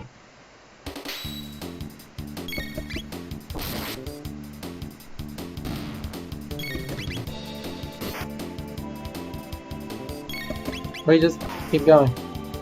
Keep going, keep taking on these guys. As you can see, like, they're dressed like pretty much generic soldiers. But they're strong, they're bigger than humans, and so therefore they're scary. Past that, I don't really know what there is to say about them. Try to shelter off of that, which is nice. Oh cool. We already dealt with the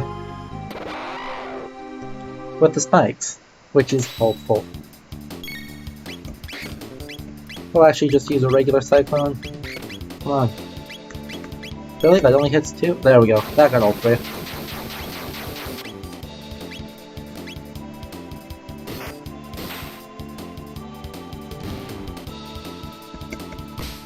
Ow. Getting punched into walls hurts.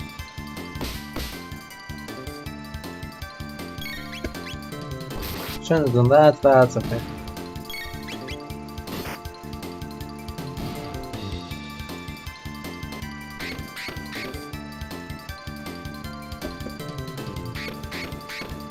So yeah, so much for these guys. It's just another fight. Not really a whole lot fancy going on here. Just more fights against more gargoyles. We've already talked about gargoyles on the Dark Souls stream, but we can talk about them again because they just keep showing up. While gargoyles were definitely grotesque, they're designed to kind of be shocking. But what they aren't is depictions of the demonic, except in some very specific contexts where they can be interpreted as a demon being killed. But yeah, they are designed in many cases to scare away demons, not help find more. And we're actually going to exit here because I want to check. I actually want to check to see if the spikes on the other room went away, because that would be cool.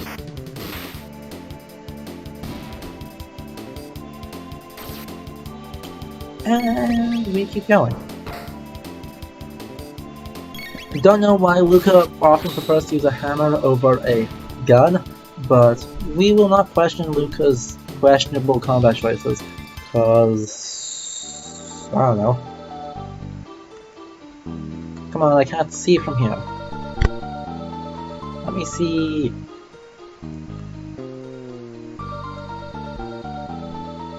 Nope, those still exist. Don't know actually how to delete those. Oh. I know. I'm dumb. Don't mind me.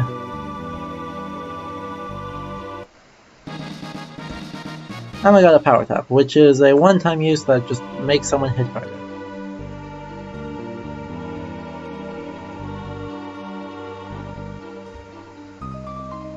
And I believe we already got the treasure in the Mage's room. We'll see if we can't check that again. Nah, no need. We got the Defender and the Speed Belt. It's fine. And we can just run past all of these guys because they're bad.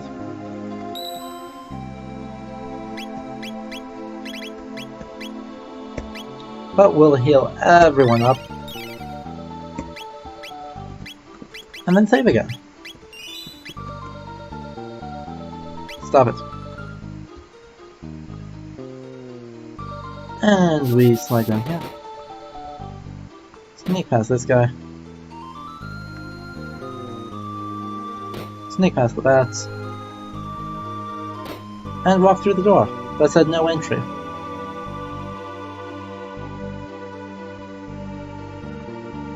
Okay, fine. We will aggro on these guys, I guess, if we have to.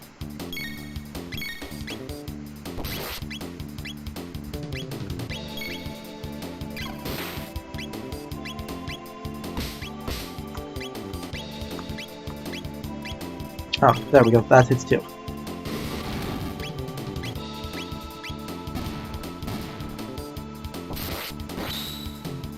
Yeah.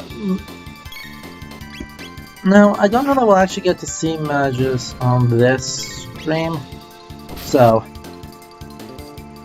But I hope we do, because he actually is a pretty fun depiction of a sorcerer.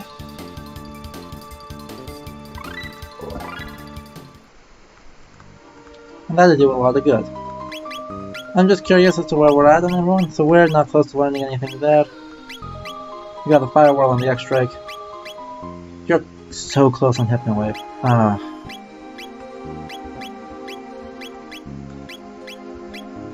That's sad. I don't think I can get Hypno-Wave without grinding.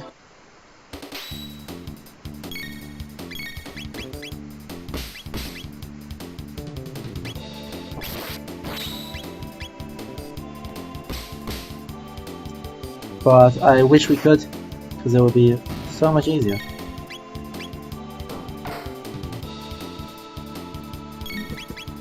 Actually, probably wouldn't be, because I don't think Yakra can be put to sleep, but on normal guys, being put to sleep is actually a huge boon.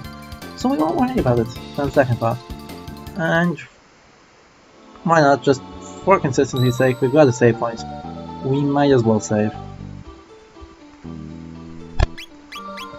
Just overwrite this one. And here we go. We'll also use Watonic here, since Chrono's a bit hurt. Everyone else is fine.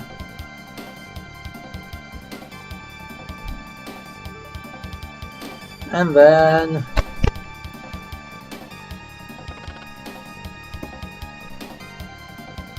Lean gets the hell out of the way. And we will take on the Chancellor.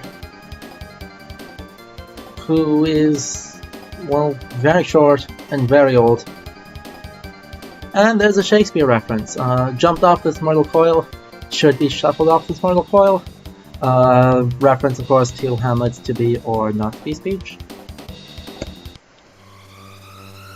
So, actually suits his talking in Elizabethan English, because that, I think that makes the pun intentional. Regardless, this guy, in my research, Yakra I was not able to find as the name of any sort of demon or yokai. So, I'm tempted to think that this is not really meant to be a reference to anything as much as just a name. Which is in line with how Chrono Trigger names things. And also his design is clearly not reference to anything. And here we go, X-Strike does a lot of damage. As does Flame Toss, so we keep going here.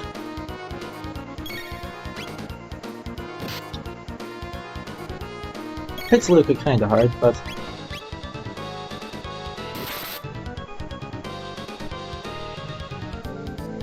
well.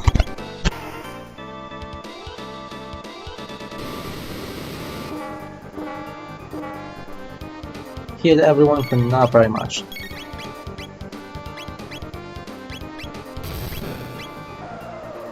And then he shoots a bunch of needles on Frog, which hurts, but does not hurt nearly enough.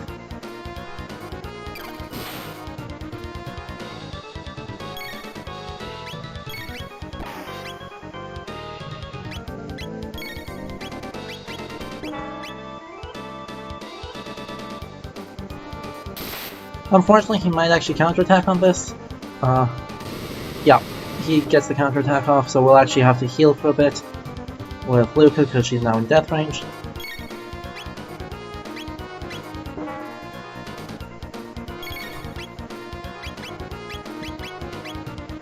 In fact, we may just do that with everyone.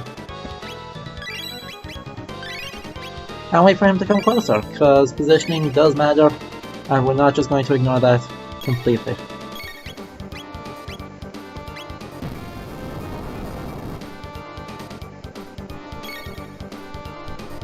Okay, good enough.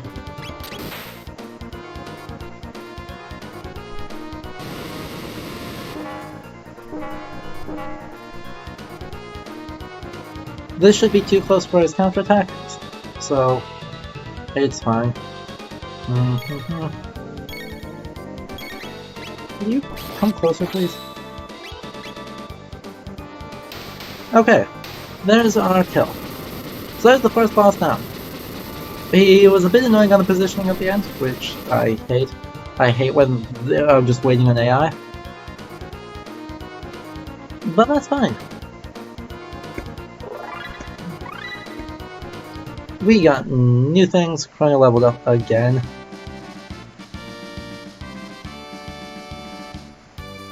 And you know what? Let's actually talk about the music, because now we've got our super cool Fig Tree music. Obviously, this music, or the music in this game in general, is definitely not trying to fit the time period. It's all in the same style, mostly. I think the prehistoric music ends up sounding different, as does the music at the end of time. But for the most part, it's kind of in this same rock, pop music, which is so delightful, and this game soundtrack is literally one of the best soundtracks I have, or have ever heard. There's just such a strong sense of design on this, that it ends up working really well. But it's not trying to fit into any historical attitude. This is the kind of music you would also kind of expect as kind of reasonable in some, well, either in a video game or at a carnival, both of which this game is definitely self-aware enough to make it that. Yes, quite.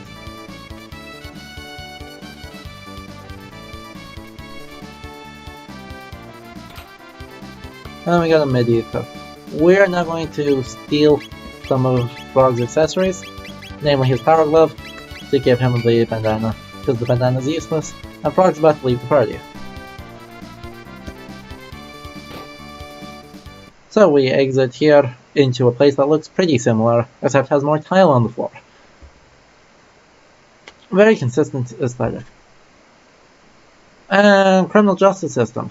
Gee, but that's not going to backfire at all. This is kind of the one that's supposed to sound medievally, I think. Frog's theme. But this has no reference to medieval tonality. It's just this big, bright, trumpet-based underlying line with a flute? I think that's supposed to be a flute, but it's such a good theme. It sounds very heroic, very much in line with the modern conceptions, helped along by video games, like the likes of the big, bright chords of the Legend of Zelda theme, but also in cinematography and Hollywood films. This tonality is supposed to sound really heroic. And it succeeds. I mean, we definitely get that sense. And so it is kind of the closest we get to a medieval sounding theme, I think, in this game. But really it's more designed to tell us a little bit about the character of Frog. Frog needs to learn to be less harsh on himself.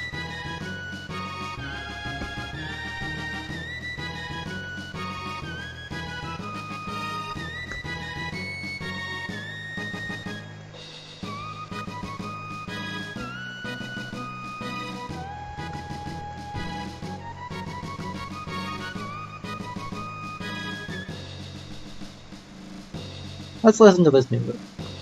See what we got here. Again, very bright, very heroic.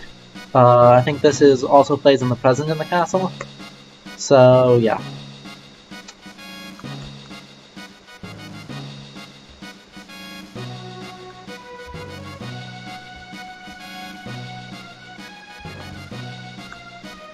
I like that they're talking to Nadia even though Nadia's not here.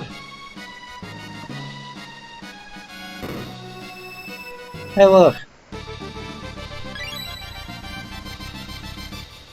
That's just anime right there, anime music.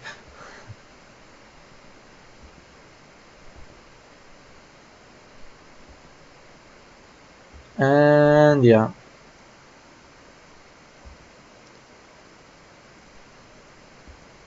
Uh-oh.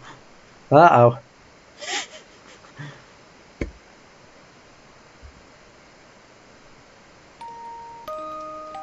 Also a great thing. So King Guardia the 33rd. I believe we said in this time he was the 21st, so there's been, well, another 12 Kings of Guardia in the past 400 years, which is actually pretty good lifespan for a medieval ruler. If it was Rome, that would be exceptionally good lifetimes, but certainly for a single dynasty, even the French royal family in the Middle Ages, the Plantagenets, historians sometimes call the fact that they didn't have a succession crisis between like the 11th and the 15th centuries the Plantagenet miracle, but this is an even longer descent by quite a lot than they had.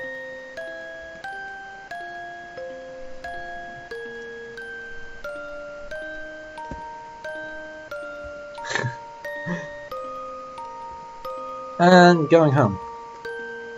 Don't know how Luca figured out that one, but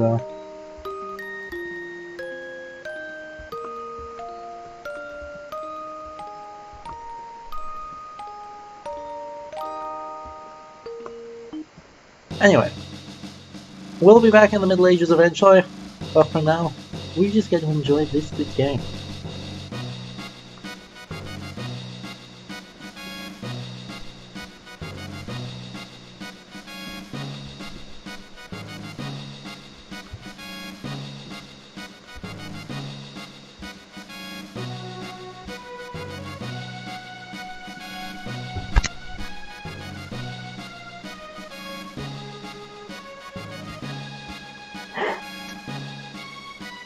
Good job, huh?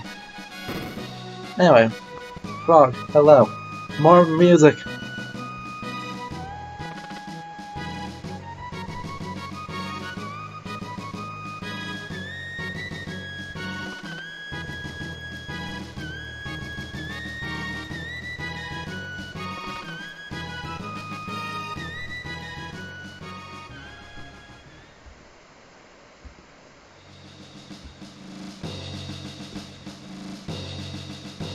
More good music. And we have more soldiers, more of them. Da da da da. Aww.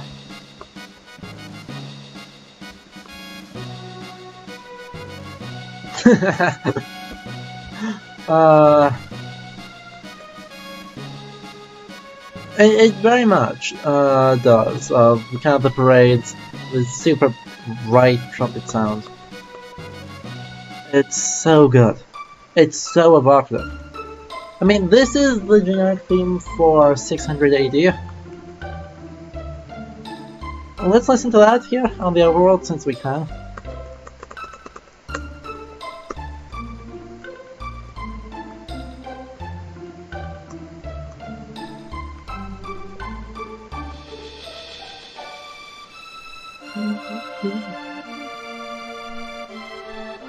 I think this is personally my favorite track in this game because it's just so calm.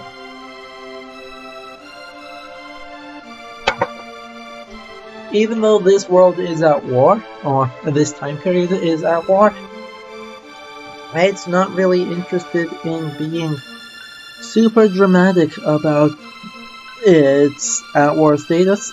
It's just nice and peaceful and a nice, simple, clean melody. We can also, while it's playing, take a look at the outside of this castle, which does kind of give it away as a mix of fantasy and historical castle trends. The rough design of this castle up on a hill with a very tall central tower and then this outer wall is perfectly legitimate. That is exactly how a whole lot of castles got constructed. There's nothing wrong with this. To some extent, even having these towers is attached to the side is fine. They're not super common, but they are attested in castles from the Middle Ages, like Dover Castle, and there's some in Germany that have the same kind of attachment on the outside partway up. Even Karlstein has something similar, though that's very small on the Great Tower and is actually a latrine, or garderobe. Where this gets weird are the tall conical dome tops of all of these ramparts. While they appear in medieval marginalia and were sometimes on castles, they really went crazy in the post-medieval period when trying to make fake medieval castles, and added them everywhere. This one adds them everywhere. I can count 1, 2, 3, 4, 5, 6, 7, 8, 9, 10 conical roofs on these things, when the rest of it has very angular designs. The angular designs would be legitimate. I'd be far less suspicious of a square tower than a conical, or a square roof than a conical one. But with this conical one, that reminds me a lot of the designs of fantasy castles. For instance, if you think of like the Disney castle, which is based in Neuschwanstein, it looks very much in this tradition. So you can see there's like a mix of historical and fantasy designs going on in here. And yeah, I'm curious on the music, if any, as we get going, if any of the music sounds to you very medieval, because to me it doesn't.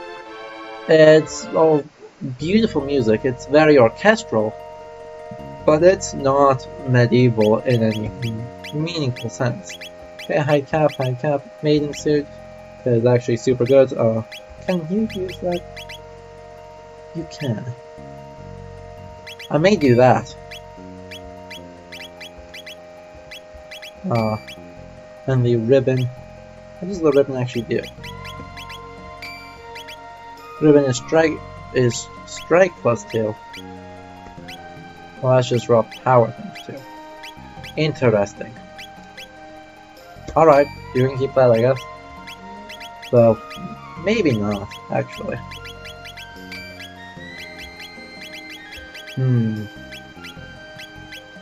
Okay, that doesn't increase his...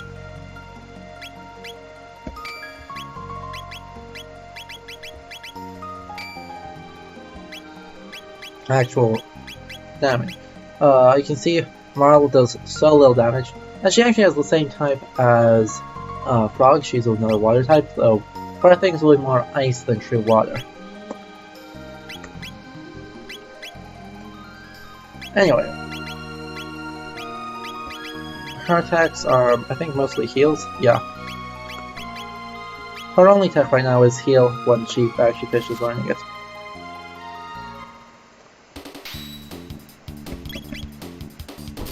That's fine.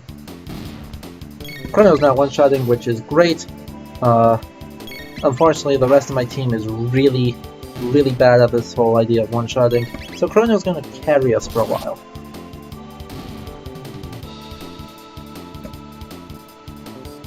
Anyway, the music, in my opinion, the theme for 600 AD is just not at all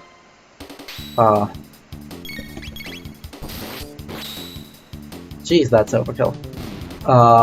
Medieval, it has no reference to medieval tonality or to medieval design. What it does have is this kind of melancholy simple feel, and its instrumentation kind of supports that. And that seems to kind of reflect vague nostalgia for the quiet, for a little bit of peace and quiet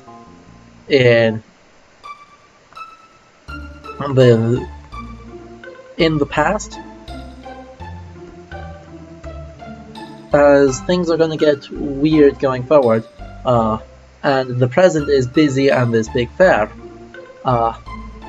It does seem to reflect a desire for a little bit of a calmer time. Wonder how much money I have, because if I have enough money, I do want to pick up the load sword, if I can. It would do me a lot of good.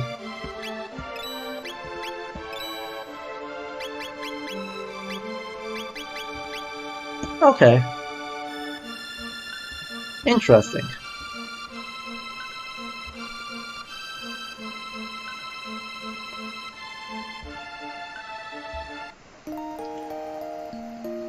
A marvelous medieval setting. Yeah, I definitely get the sense of wonder. I agree with that. Nostalgia and wonder. But I am always a little suspicious of claims for nostalgia. Claims for nostalgia tend to be bad news.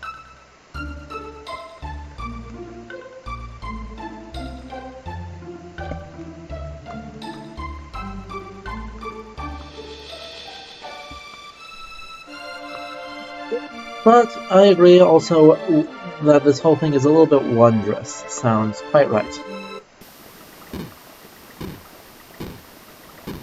That's gross. We can take on these imps, that's no big problem.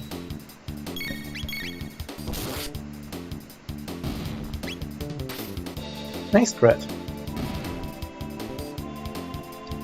We've had a very crit-happy round, session. And we have this weird rope bridge going up. Wow, even weaker guys. Okay. Roly-poly. Oh, he's stronger. Okay. I thought that was the weak one. Ow.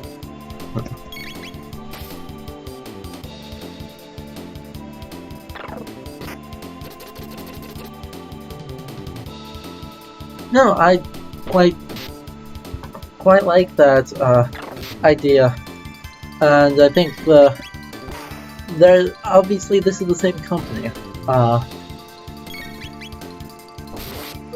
This is developed by Squaresoft, so it is actually just the same company as made Final Fantasy 6, 7, and 9. So there's definitely something there, I think, in understandings of what they're trying to make the music accomplish. And a big sense of wonder is, I think, a very good thing to be trying to do.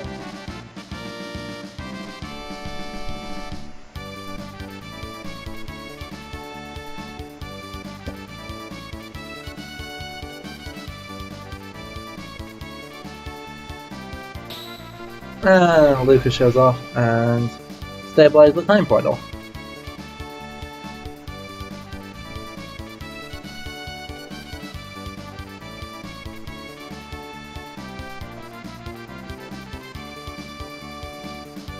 Woohoo!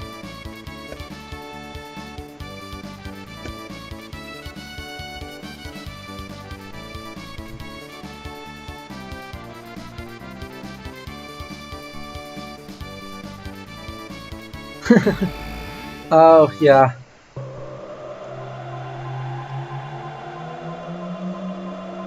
Well, now you know. I mean, Squaresoft made pretty much every major JRPG of this era, which is remarkable that one company just did that much. Being in the company at that time must have been quite the experience to just release success after success, and then move to create a partnership with a different company. and then keep having success. And so yeah, Luca bailed, and this will totally be fine. We're gonna get arrested. Give me just a moment here. I want to get the load sword though. Even though the load sword is not going to be, it's not going to continue to be so good forever. It's going to be good for the next little bit of the game, and since we're going to try and get through,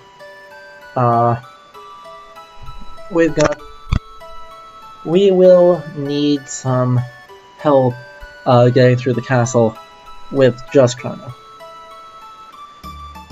Also, this guy here, Melchior, he's actually from the very distant past, which is fine, but this name is a name traditionally given to one of the three magi that witnessed the birth of Christ.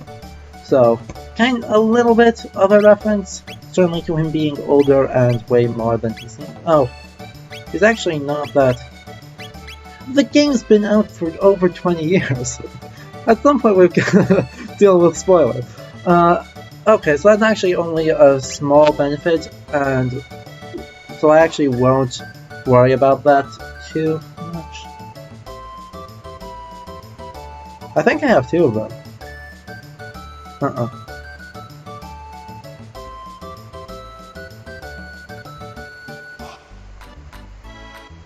And yeah, apparently that's supposed to be something that he recognizes and thinks is way too special. So, yeah, the spoilers, both him and the pendant are from Zeal, which is, I believe, 12,000 BC, which is cool. At this point I can pretty much one-shot this guy. Or not. Fine. Be that way. Ow.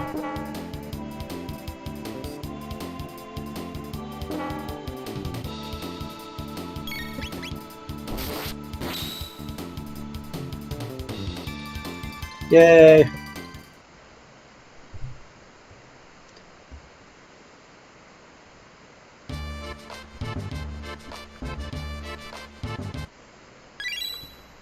Yeah, I'm actually not sure where Tolkien got the name Melkor for the myth and legend. I don't think.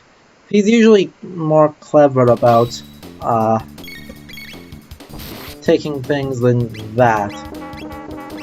So, I'm not going to assume that that's also just an adaptation of Melchior. Though that is definitely possible. Could you not? Fine. I'm actually just grinding silver points here just to see what the guy has. And this is by far the easiest way to get silver points. Because I want to just see what the...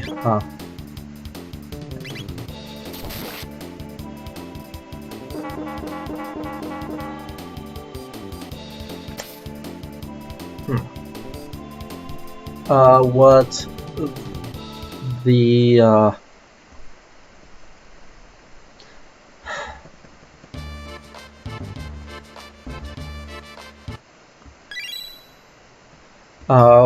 what the creepy clown has.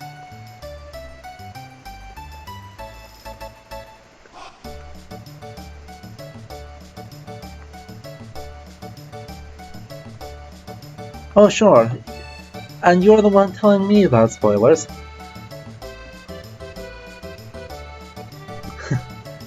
We will see how many points we've got. I mean, obviously we don't need the Chrono Doll yet, but... Also, that's the same laugh as they used for Kefka. Norstein Beckler.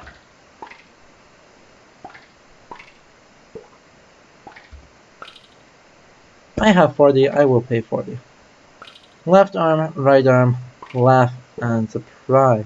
Huh. Okay, I need to check what the keybinds are. So,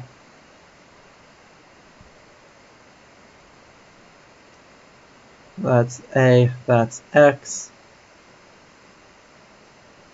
Okay, so it's X, A, so Q is left arm, W is right arm, A is laugh, and X is surprise. Okay then.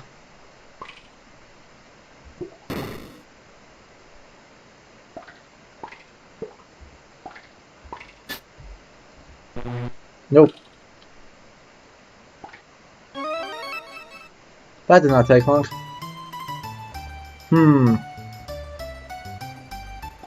This is actually a great problem. You should still be able to wager 10. So. Hey, look, it's this reference to Final Fantasy. Vix, Keith, and Wedge. Wedge.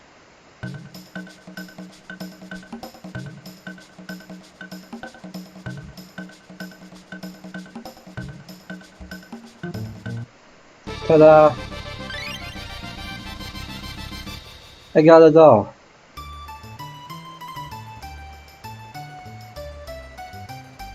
So we're not going to worry about the Chrono doll yet. We have plenty of time to do that. And yeah.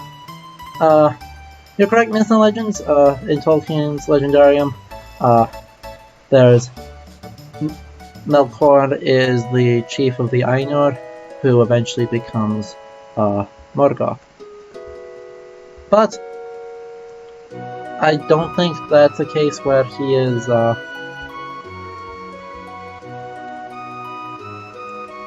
I don't certainly want to think that that's the case where he's intentionally just ripping off the Bible, because he does that in different ways than taking names most of the time. He does it, pretty much his entire creation story is just Genesis, but polytheistic.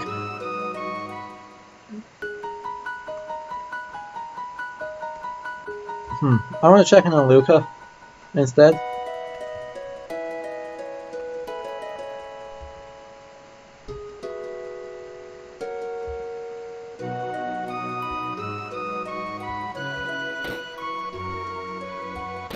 Because why not?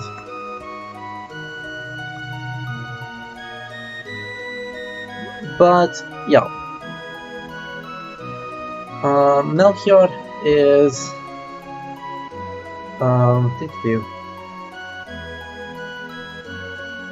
Well, I've not seen...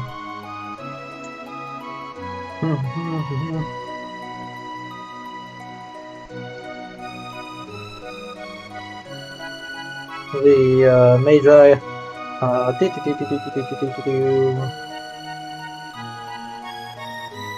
It does not say who actually gave them which one.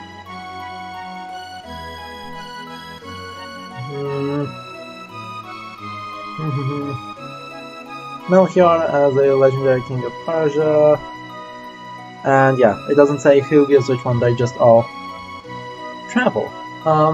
But the Magi, though they're often translated as wise men into English, are definitely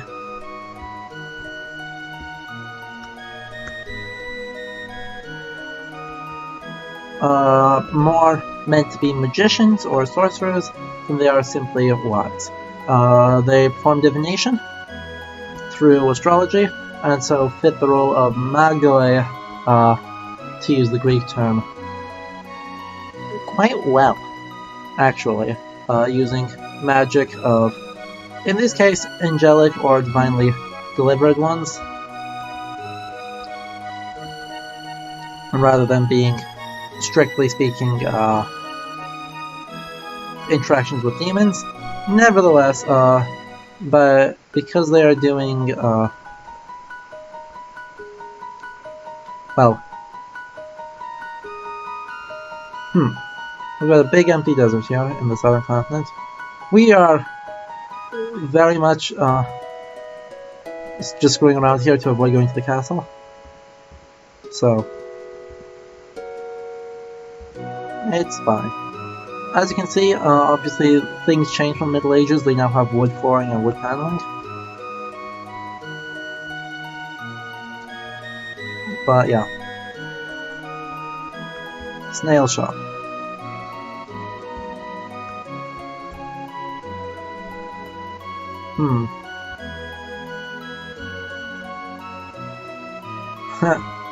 How about now? I have a lot of money, but I don't have that much money. And most everything's closed because... of course.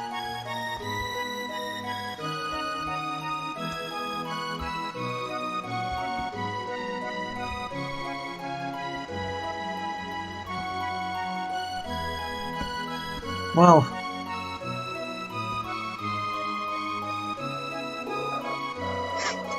Chrono has no shame and will humiliate himself for no reason.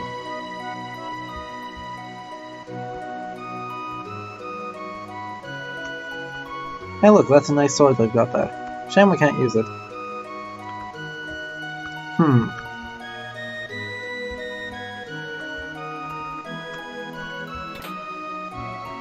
Well, he just has a shelter in a chest, so... he's probably pretty greedy. Those things don't come cheap, you know. Full heals are expensive. Anyway, I think we've dawdled long enough. And there's a side quest here later, because giant deserts don't just show up for no reason. And then we will, well, take a look at our map there, which is pretty cool. And then we'll save again. Nay. Controls are hard. So, we've been having a grand old time on our carnival theme ride adventure through the Middle Ages. Let's go through this forest again. Fewer imps, more mushrooms.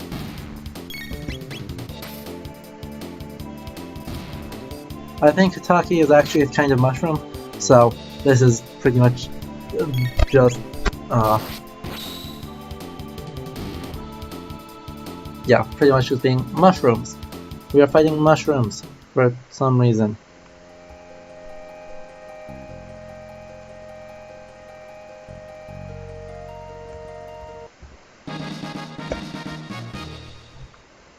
Another power tap.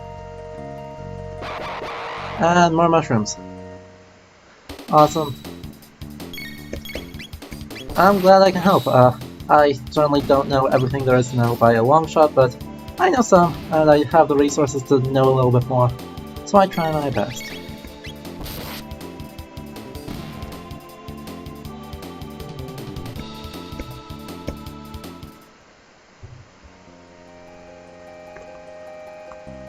Alright, we got a power tap from up there, so we're getting up more people's strength if we feel like.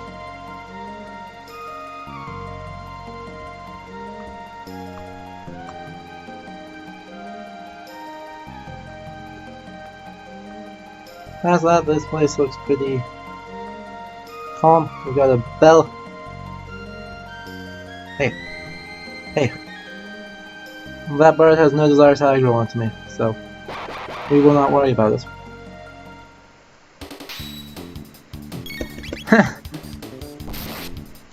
Well, this is why I don't do truly blind playthroughs of games, so I have some chance to look at least what the names of things are coming up are, and make sure I've got the right tabs pulled open on my phone.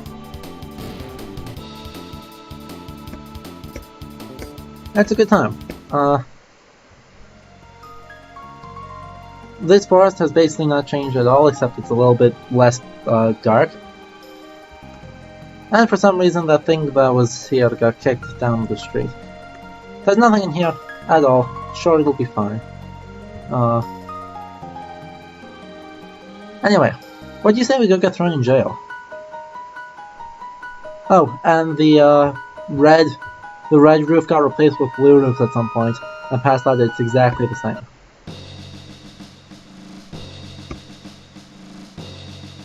And the Chancellor has not changed.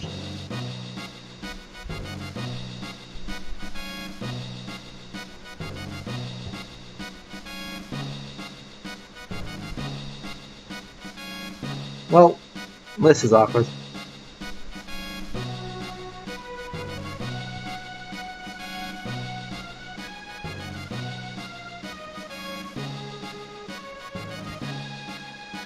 Now.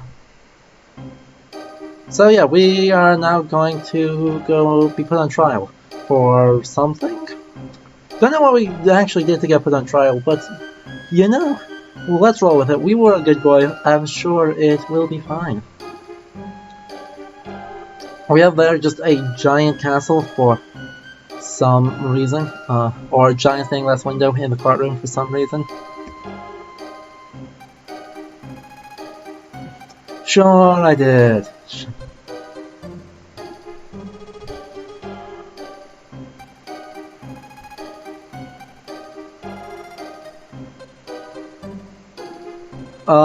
Yeah, this is a very... Yeah. Totally reasonable, employ the guillotine. Anyway, this,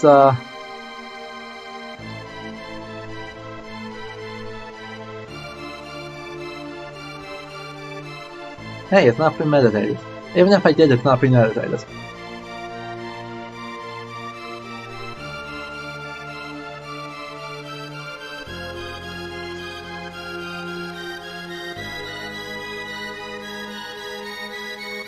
Let's see, so, Marl actually ran into me, so Marl started it.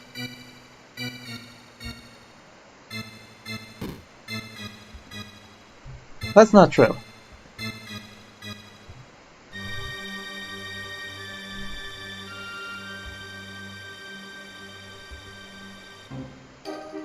Yeah.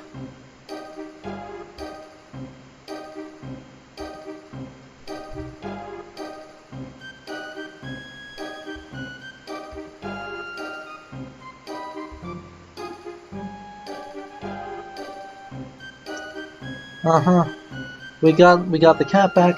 We did not eat the little kid's lunch.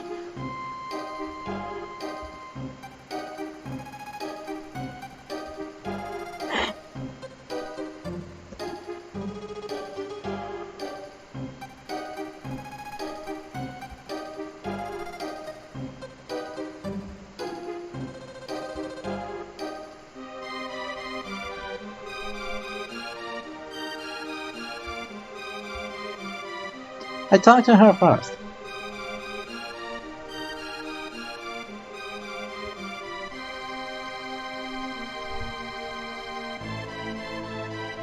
Okay. Fine.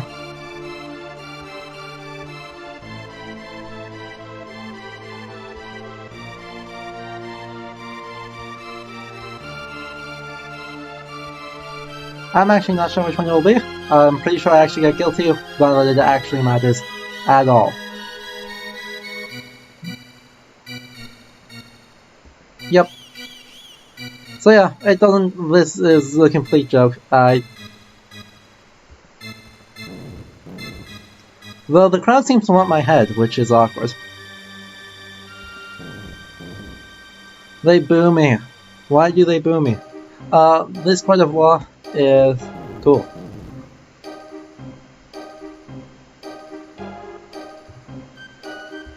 Okay then. There's that. I'm pretty sure we can't lose now. Yeah, it's 3-4. Anyway, we have a very large stained glass here, which I guess is cool. I don't really have a whole lot else to say about this room, because it's kind of nonsensical as a courtroom. I'm not sure what the people in purple robes are doing. They don't seem to be guards.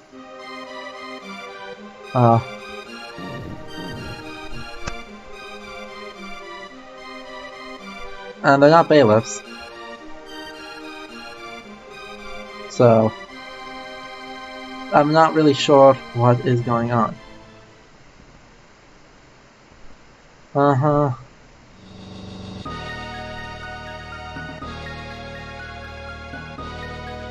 And there, Ark. They were very clear I did not I did not kidnap the princess. So there.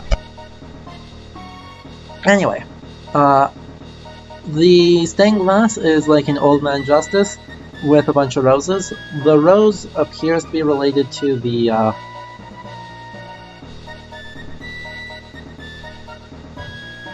hang on a minute.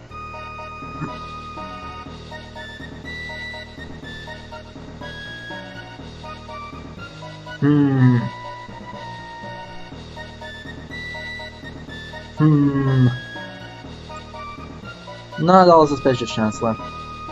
Anyway, so we've got these guys in military uniforms, and then we have these prison guards with swords and shields.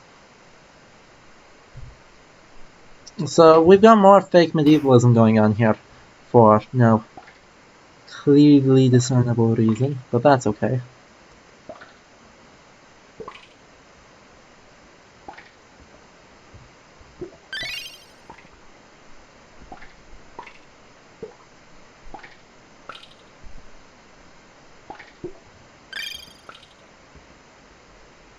We have plenty of fake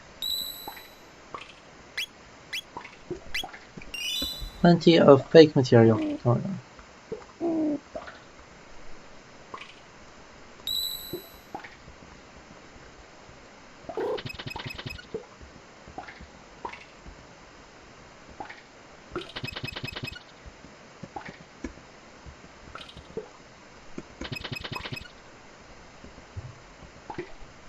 Cool. Luckily they're very dumb, so I can just bust myself out of jail here. Ish.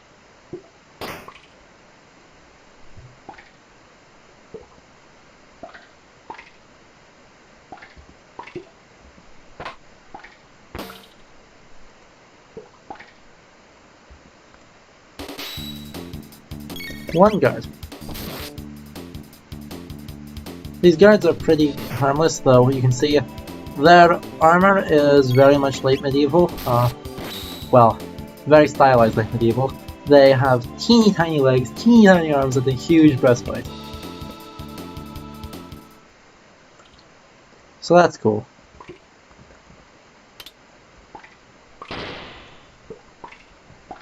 Oh. Well, that's...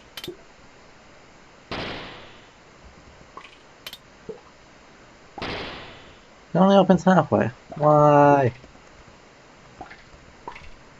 Let me in! Let me in! Anyway. So, we had one medievalist thing. And we'll have other one. In the meantime, we've got these really long rickety castles between the towers of the castle. And we can just knock these guys out.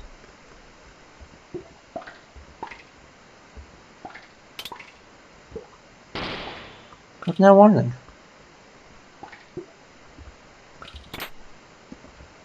An ether, a mid-tonic, another mid-tonic, and another ether. Just generally helpful things to have for when we have to go up against the problems. Anyway, we have another guy here who was again using very medieval looking weapons and armor. Oh, that did nothing. Fun times. Luckily, he also did nothing. That spiked mace is pretty legit. Not really a threat. Hey, what do you mean mortal blow? Okay, that wasn't very strong. Anyway, this spike mace hurts like hell. Is definitely designed as a late medieval weapon to take on plate armor. But with his cloak and cape and everything else, he looks Well, pretty much like in some kind of executioner with his face concealed. But yeah, again, it's very faux medieval for no completely obvious reason. As to why, I honestly can't say why this is that they are that this space that is supposed to be medieval just doesn't. Dang it, that I hoped that he would turn around, but that's okay.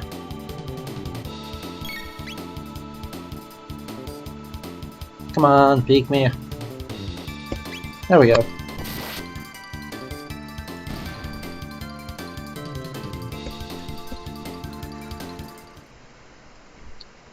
And yeah, so we take on these guys, no big deal. At all. Go back between these towers, and we've got more guards.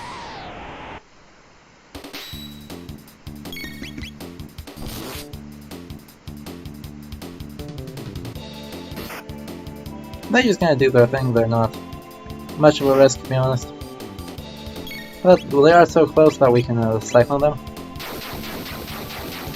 Chrono can fly! I do like how this game tries to simulate 2D in this game, but really it just... their techs still are 3D, and it ends up looking a little bit silly.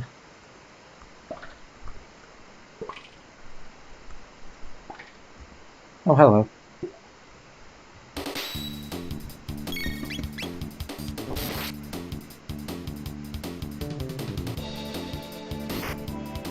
And more fights. I'm not really worried about the stealth here. There's also not a whole lot to talk about now that we've seen these guards. They are very much out of place, and I'm honestly like not sure why they're here in 1000 AD. I expect more things like this in 600 AD, but clearly this world has more advanced weapons and armor. Otherwise, the soldiers would not be using super generic everything. And like the guillotines 18th century, Iron Maidens are fake. Oh yeah, that's just the spoilers. The Iron Maidens are completely fake. And we'll help him out, even though I'm sure he's...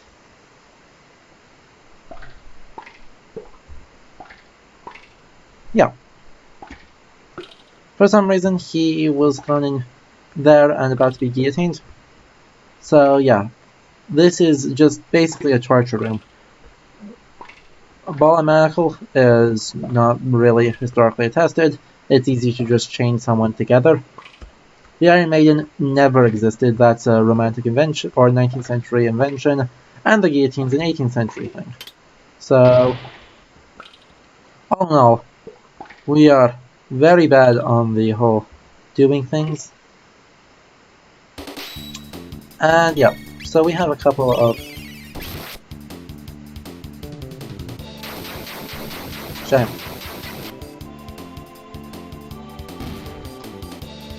A couple of skeletons here. They're just skeletons, they're not really that scary, unfortunately.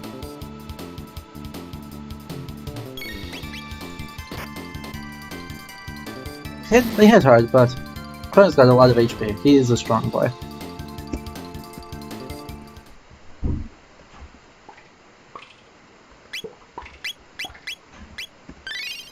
And we burn 2 of those, and we are back up to full. Ish. And we got a bronze mail. Pretty sure that's what we already have equipped. Yay!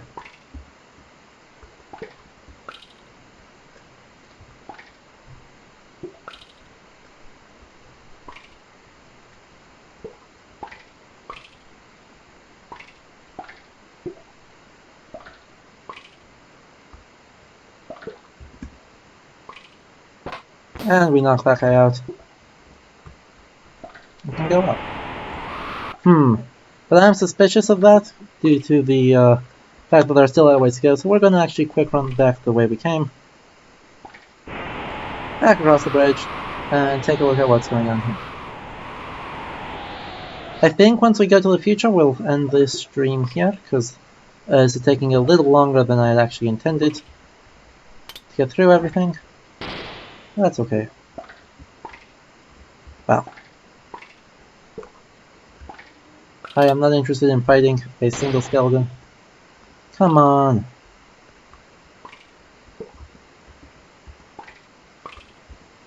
Why do we have skeletons just lying around in here anyway?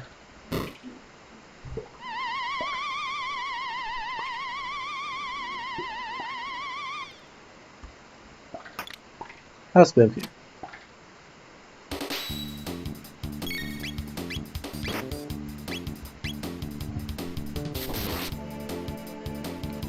Cool. So apparently that's strong against them. Don't know why. That's cool.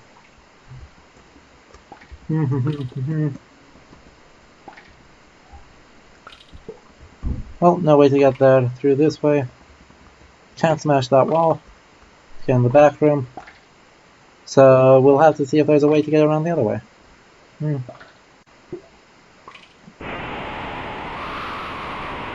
And so we continue. This is...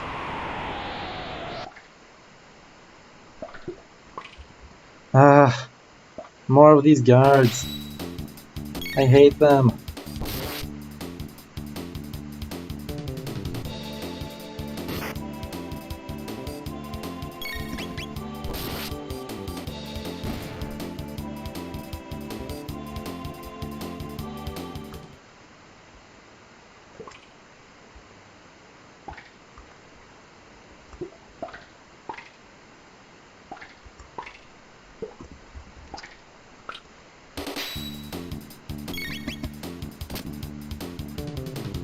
Forgive me for skipping forward. I am interested in doing other things than simply fighting the same guards over and over.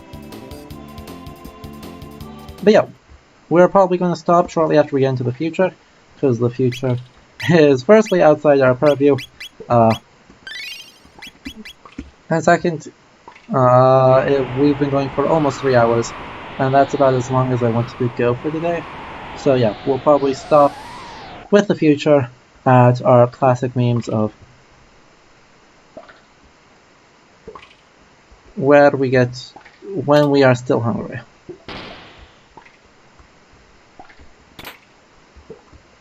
Got a shelter off that guy, and this opens up. Now we see another guy here, who's very dead, and so it's probably another decadent. Come on, decadent, get up. Yeesh. What a waste of time.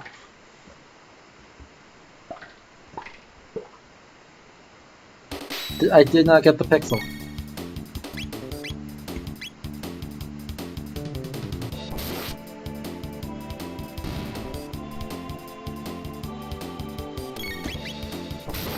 But they cooperated, so we can kill them all.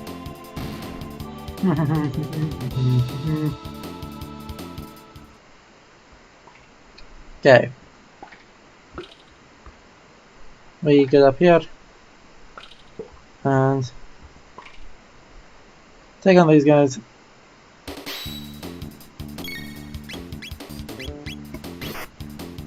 We can cyclone them, we'll get Luca, and then we will go back and we'll fight the dragon of this game.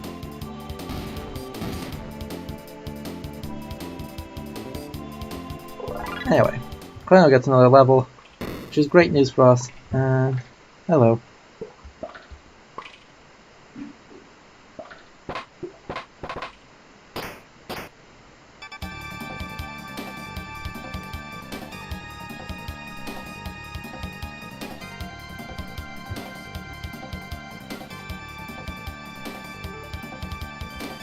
Of course I want to read them.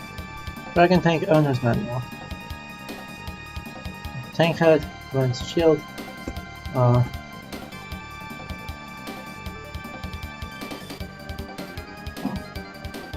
Okay.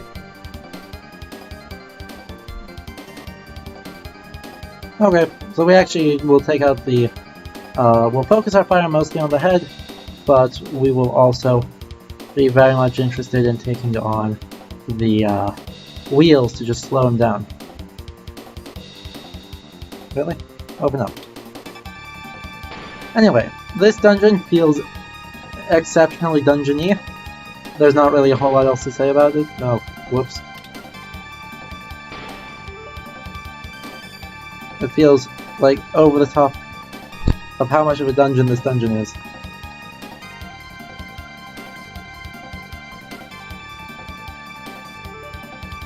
But we can scale the back wall to get to some chests.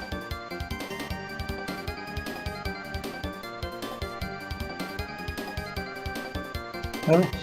I'm sure that there's another room here. No? Okay, so that seems to be as far as they want us to go.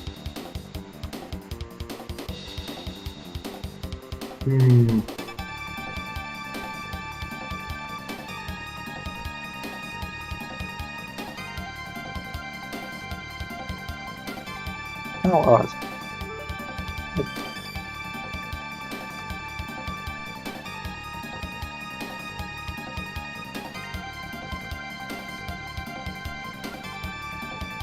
Unless if... Nah, I really can't find that. Okay. So we got another shelter off the bat, which is cool, I guess. Not really needed. And yeah, we go back inside. Now let's go fight a dragon.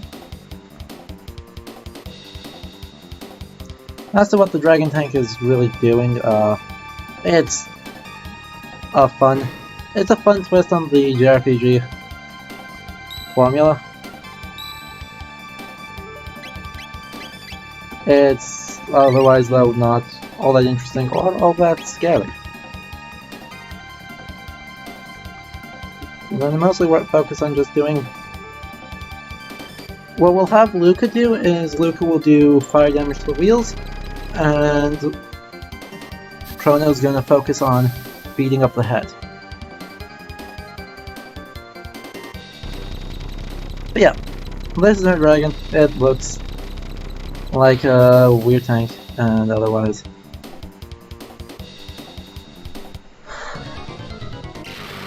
Well, the Chancellor is extremely paranoid.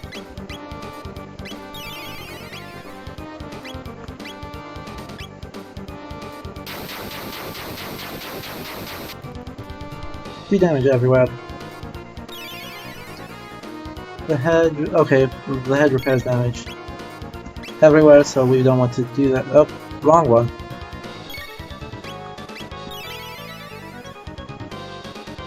Wrong one. Anyway, Luca... Well...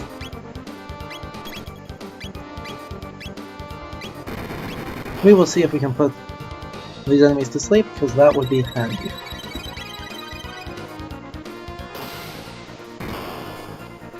Okay, okay.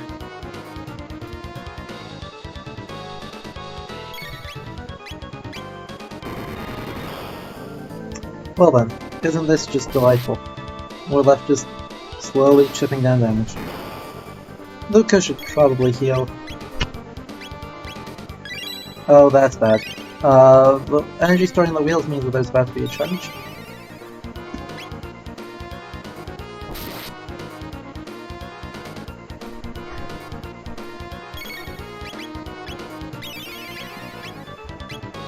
Oh well. There's the grinder of us getting charged. We actually, I think, will focus the wheels now a little bit. We can do more cyclones.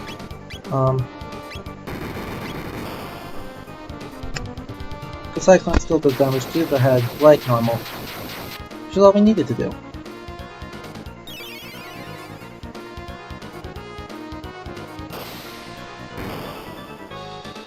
Jeez.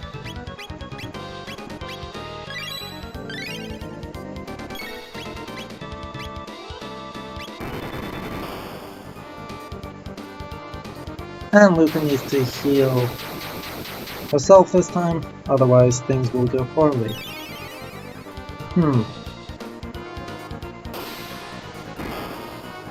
Well then.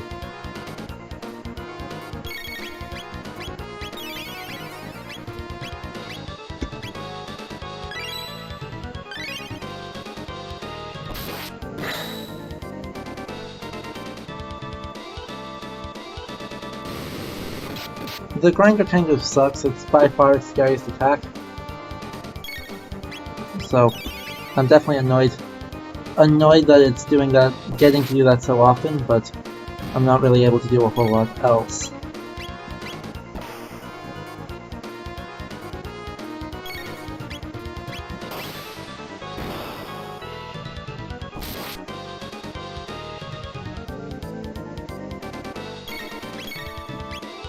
Anyway, flame whirl. Nope, that was just a flame toss. And we will throw out the grinder. And we... hopefully that's not... the random roll is not enough to wipe out Luca. Good.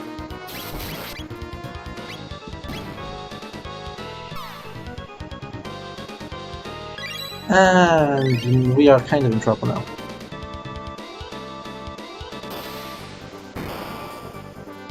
Good times.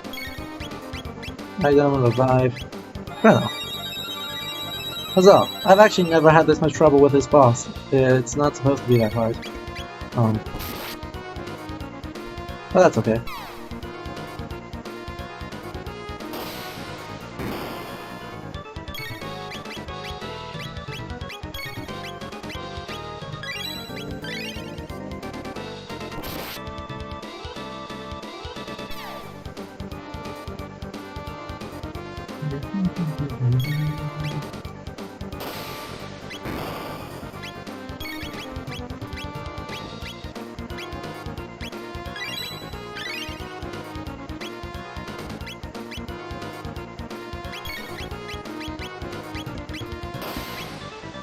We'll see if the fire whirl works better. And then Chrono's gonna get to do some just basic swinging. Ah, that works okay. Not great.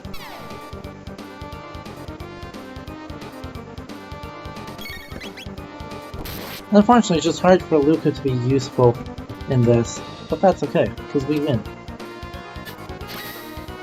And Chrono does incredibly anime things, short-circuiting the entire thing. He is a good healer. Anyway. This blows up in their faces.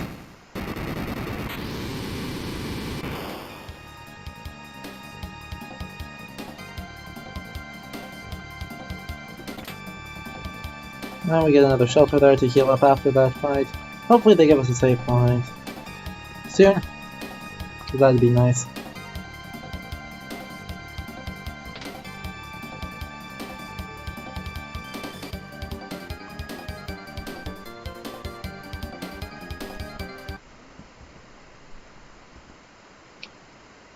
That would be nice. Anyway, Princess Nadia does things and gets us out of jail.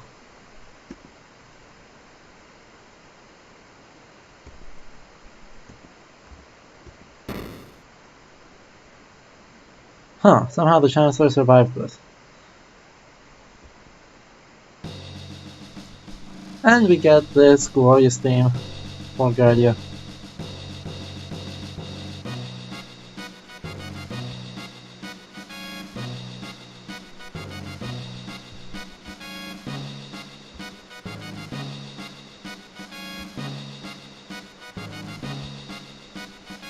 And here we go.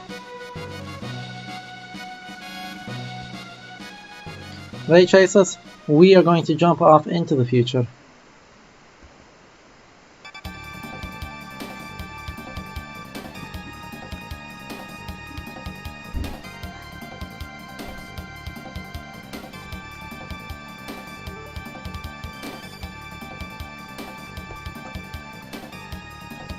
We go off through this gate, and we'll end up in the far future.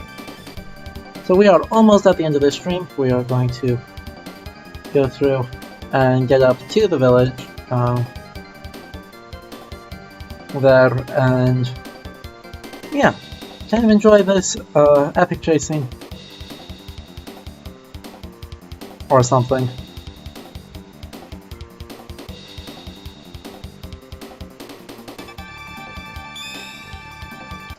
Bye.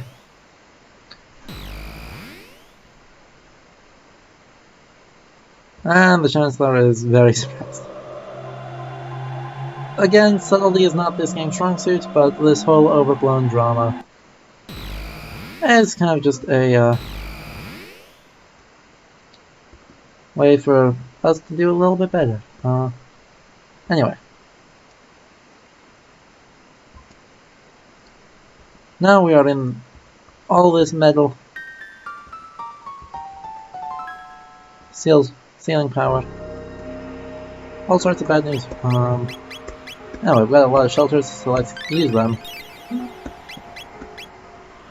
And we can save again. We are in all these weird domes. And this blasted continent. Everyone here looks terrible. Even by the standards of cyberpunk future dystopias. This is not good. Anyway,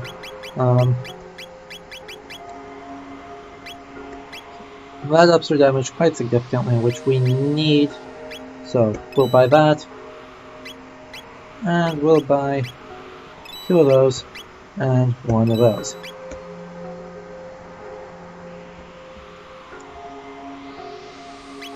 And equip everyone up. Iron helmet. Iron suit. Just keeping the ribbon there. Auto gun. Iron helm. Keeping the main suit there. Okay, you can't use the bronze armor. Okay, then we will actually take off the bronze mail there. Up your defenses this way. Cool.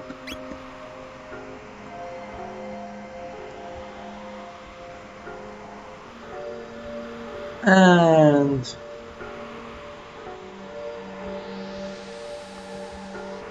we have Tran here. And yeah, I think here at the start of the far future is where we will end off the stream. With the classic memes. So yeah, we got to see the Middle Ages in Chrono Trigger here. It's kind of a theme park. We have overblown, exaggerated depictions of knights, kings and queens, and noble ladies, and a little bit of folklore borrowing, but not really trying to do anything with that. Evil cathedrals and wicked cults trying to overthrow the kingdom. And then we got thrown in jail and fought a dragon. So yeah, very much in the theme park, very much in the aesthetics of this. We may come back sometime when I need a chill stream to do more Chrono Trigger, but I think I've said most of what I want to about the Middle Ages as shown in this game. So, next time, I want to let everyone know, next stream is going to be on Saturday at 5 PM GMT, so 6 PM in Europe, and noon on the East Coast of the United States, and we'll be starting a playthrough of Hellblade: Senua's Sacrifice. That will become a full series, but we're going to go through that. For that one, there will obviously be a content warning, because that goes into some pretty heavy stuff with psychosis, but does a lot of interesting things with Norse medieval history, and they had an actual historical advisor who is someone I know. So, look forward to that. That's going to be on Saturday, and until then, I will see you all next time. Bye bye!